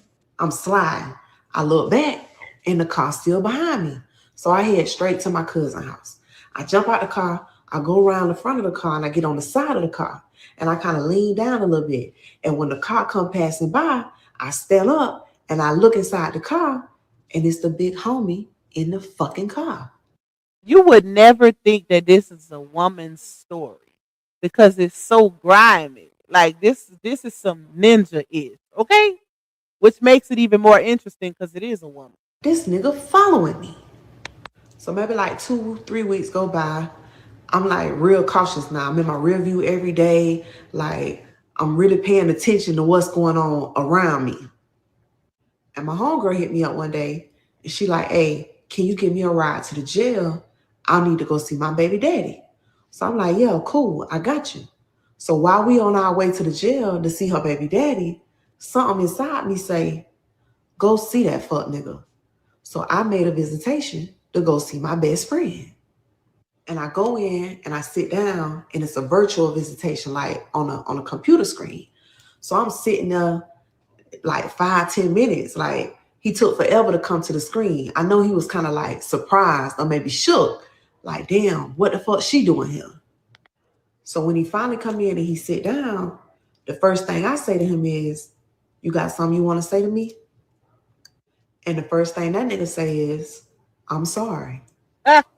So I'm stressing, what the fuck you mean you sorry? Like I could have died. Like what the fuck is wrong with you? How could you let something like that happen to me? So he on some, I didn't know it was finna happen. The same thing he was stressing about me being in the backseat of that car. I didn't know it was. Sierra, this happened back in 2015. So this was years. She's just telling what happened, like a life story. She didn't got her shack together, y'all. She's a truck driver and all. Like she got her CDL, she drives trucks. She's doing very well for herself. And she's monetized on all her platforms. So she's doing pretty good. She ain't in the street life no more. This is an old story time she gives. What's gonna happen? I didn't know till after the fact. I would never do anything like that to you. So this time, I'm calling bullshit. Fuck nigga, you a liar. You a bitch ass nigga. I'm spazzing. Like I'm going off. Like I'm so angry, y'all. I just let every bit of emotion that I had been feeling since I got shot, I just laid it all out right there in front of him. Like I went the fuck off. So I leave visitation. I feel a little better. But shit still fucked up for me, y'all. And a couple of weeks later, I'm through the city and I pull over at the racetrack. And when I pull over at the racetrack, I'm pumping my gas. And while I'm pumping my gas, I look towards the door of the racetrack. And it's the same car that had been following me a couple weeks before. She is a very, very good storyteller. Like she makes sure you get all the parts and what all the context of the story. I just had to plug that. So while I'm looking, the big homie get out of his car. So then he get out of the car and he walk to the back of his car and he go to leaning on the car like this. So I go to leaning on my car like this. So he looking at me, I'm looking at him. And I'm like, what's up? What we gonna do? And y'all, this nigga laughed, got in his car, and drove off. So when I left the store that day, I said, something gotta give. I gotta make a change. I got too much at stake here, and shit is getting ugly. So I left the streets, I got a job, and I enrolled in school. And now I'm out the way. So now I'm out the way, I'm doing good, I'm sticking to the script. And then the next thing I know, my world come crashing down, y'all. I'm on my way to school, and I get a phone call, and my mama done died. And y'all gotta come back for part 11. Listen. And the way people talking, and based on some things she done said, like this ain't even the tip of the iceberg as far as her life story, y'all. So I'm really intrigued to see the next thing she said. So she took a while before she released part 11. I guess she wanted to make us suffer a little bit, okay? Because you can see right here, watch, that's Jenny McCarthy. I ain't watching no Super Bowl. I'm sitting here waiting for Fi Red to drop episode 11. Come on, girl. I know you're out there having fun, but we need episode 11. If you know, you know. Holy God. Imagine that. The celebrities even watching. Okay, here go part 11, y'all. And this is the last part. She ain't released part 12 yet. I don't even know how long the story time gonna go. So I'm not even sure if part 12 gonna be the ending. But this is the last part so far until she released another part. Part 11, when I was set up by my best friend to be unalived, and I was shot 5 times while 18 weeks pregnant. Oh, and mind you, I didn't see this one. I'm watching it for the first time with y'all. So after my mom passed away, I was overcome by grief. I was managing a lot of emotions.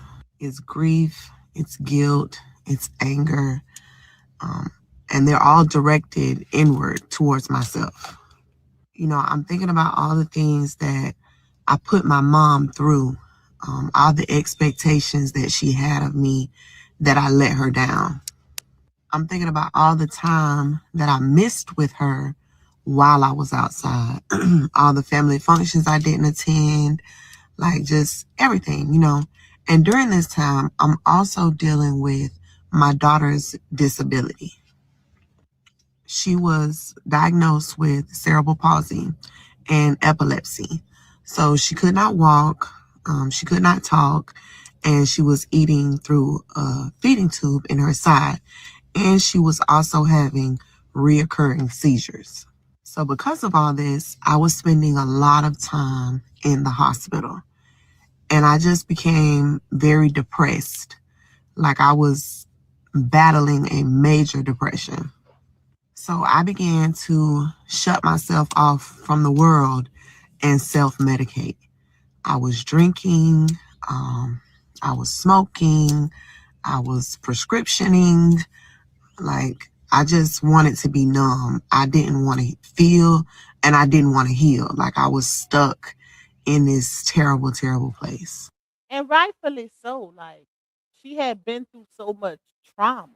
And typically, when you dealing with that type of trauma where it's just coming back to back to back, like she had been shot 5 times, and you know, she have her baby. Her baby got disabilities. She got to deal with that. She got to deal with her mom going through cancer and then losing the battle. So most people do turn to um rugs, put the D in the front, or alcohol, what have you, pain medicine. The hospitals, the doctors, they pump you up with that, knowing that most people get addicted to pain meds and stuff like that. And you know, it just was a lot on her. So a lot of people, like when you went through something like that, I feel like don't blame yourself because it's human nature.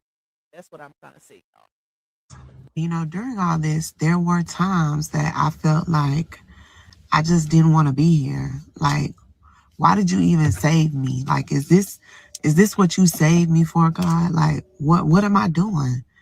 It's just, life is nothing and nowhere that it should be. Like, this isn't what my life was supposed to be. This isn't what I had planned for myself. So I end up quitting school, quitting my job, and y'all know, I went back outside. And I started to depend heavily on my kids' godmom and members of my family to take care of my children. And even though I am drowning in this grief, I want to make it clear that I still was a present mom. Like, I thought about all the time that I missed with my mom, and I did not want to miss that time with my children. So I was there for any type of functions or things at the school or doctor's visits and things like this. But I was also an intoxicated mom. And even though I thought that I was doing a good thing by being present, even though I'm intoxicated, I still was causing harm to my children and the people around me because the state of mind that I was in while I was at any of these things. That's how you know she's healed. Because anytime you can get to a point of speaking on your trauma, speaking on your mistakes, taking accountability without placing blame and all of that, she's at a point where she's 100% healed. Now she might still have triggers and stuff like that, because that's a lot of trauma. That is a lot. But you could tell that she didn't dealt with it. She didn't did the work. She probably went to therapy and all of that. And so what ended up being a turning point for me in this situation is my kid's godmom came to me and she was like, hey, I'm getting ready to move away. You're going to have to start taking more responsibility with your children. And so she moved. And in the beginning, I'm thinking, I can handle this. Like, it's taking care of kids. I've been taking care of kids for a long time. But I'm trying to take care of my children, and I'm still very much depressed and intoxicated. So then there came a time where I had been up for a couple days, running the streets, dropping my kids off at this sister house, that sister house. And I picked my kids up, and by the time we got home, I'm coming down, and I'm exhausted.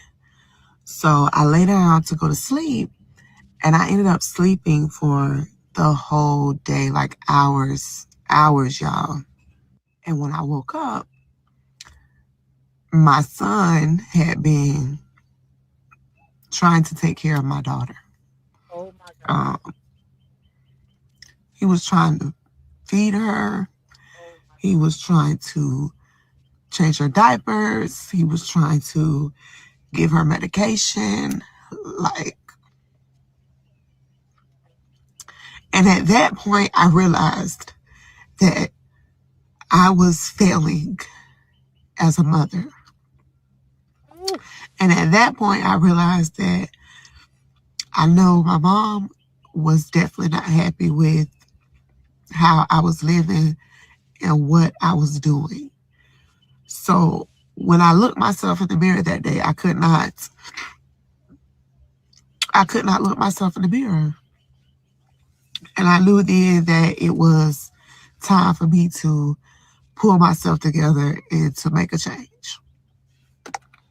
So I decided that I was going to get help, and I began therapy. And that's when I began writing music and trying to find an outlet for all the different feelings and emotions that I was having. And during this healing process, I received a call from the state attorney that they were ready to go to trial. I love this stuff. Okay, that therapy is a mother, y'all. So during the preparation for trial, they brought me in a couple times, and they went over some questions and some things that would be addressed during the trial. And when the trial begins, the first couple of days of trial, they bring in the experts, the telephone people that explained all of the telephone calls, the pinging, and different things like that. They brought in the officers. They brought in forensic experts. And after that, then it became time for the witnesses to testify. So the people that were standing outside of my car that night, they refused to testify. They did not show up for court at all. And then they called my cousin to testify. And she came and she testified to everything that happened from the time we left the house to when we got to the hospital. But in the end, she could not identify the shooter. And the next witness was my best friend, y'all. I was a little surprised that he was testifying. I was all ears. But when he testified that he did not know about the shooting until after it happened. Wow. He testified that a few days later, after the shooting, him and the enforcer had a conversation, and the enforcer told him he was the one that had shot me. And when he asked the enforcer why he shot me, the enforcer told him that the big homie was the one that wanted him to shoot me. Ain't that crazy? So he basically the best friend trying to save himself. Because keep in mind, she probably kind of would have went with it had the best friend not originally try to set her up the first time. Because he tried setting her up twice. He accomplished it the second time. That's when she got shot 5 times. But the first time it didn't work. So that is wild. He said that him and the big homie were at the casino gambling, and he had lost like $3,000 or $4,000 that he borrowed from the big homie. So the big homie told him in order to pay that money back, he needed him to take me out. Wow. So when he asked the enforcer, why did the big homie want me taken out? He said that the big homie told him that I had robbed them for some work and some money, and that he wanted him to take me out because I had robbed them. So her best friend sold her out for $4,000. That's why I feel like the street life ain't worth it, y'all. Because imagine putting a price on your life, and of course you think that you're priceless, but $4,000, your best friend of years will set you up over $4,000. Wow. He also testified that he had never spoken to the big homie about this, that the only person that had told him this was the enforcer. So even though he testified, it was more on the grounds of hearsay. He heard all of this third party. It was nothing that he had ever witnessed himself. You know what? That's a setup. That right there is a setup also.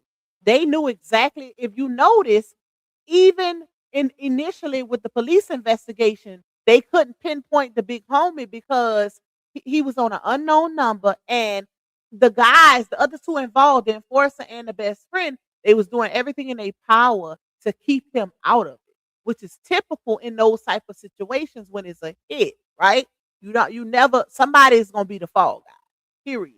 So based on the best friend testifying, it seemed like he was trying to clear himself, clear the big homie, and they was trying to put it all on the enforcer. That's what I took from. But I mean, that still don't take away their guilt. And y'all, if y'all could have seen my face in the courtroom that day when this child of God got on the stand and said that, my goodness, I knew the state had prepared me that they were going to drag my name through the mud, but they did not prepare me for this. I was so flabbergasted, y'all. I could not believe it because I'm thinking in my mind, what do I need to rob any of y'all for?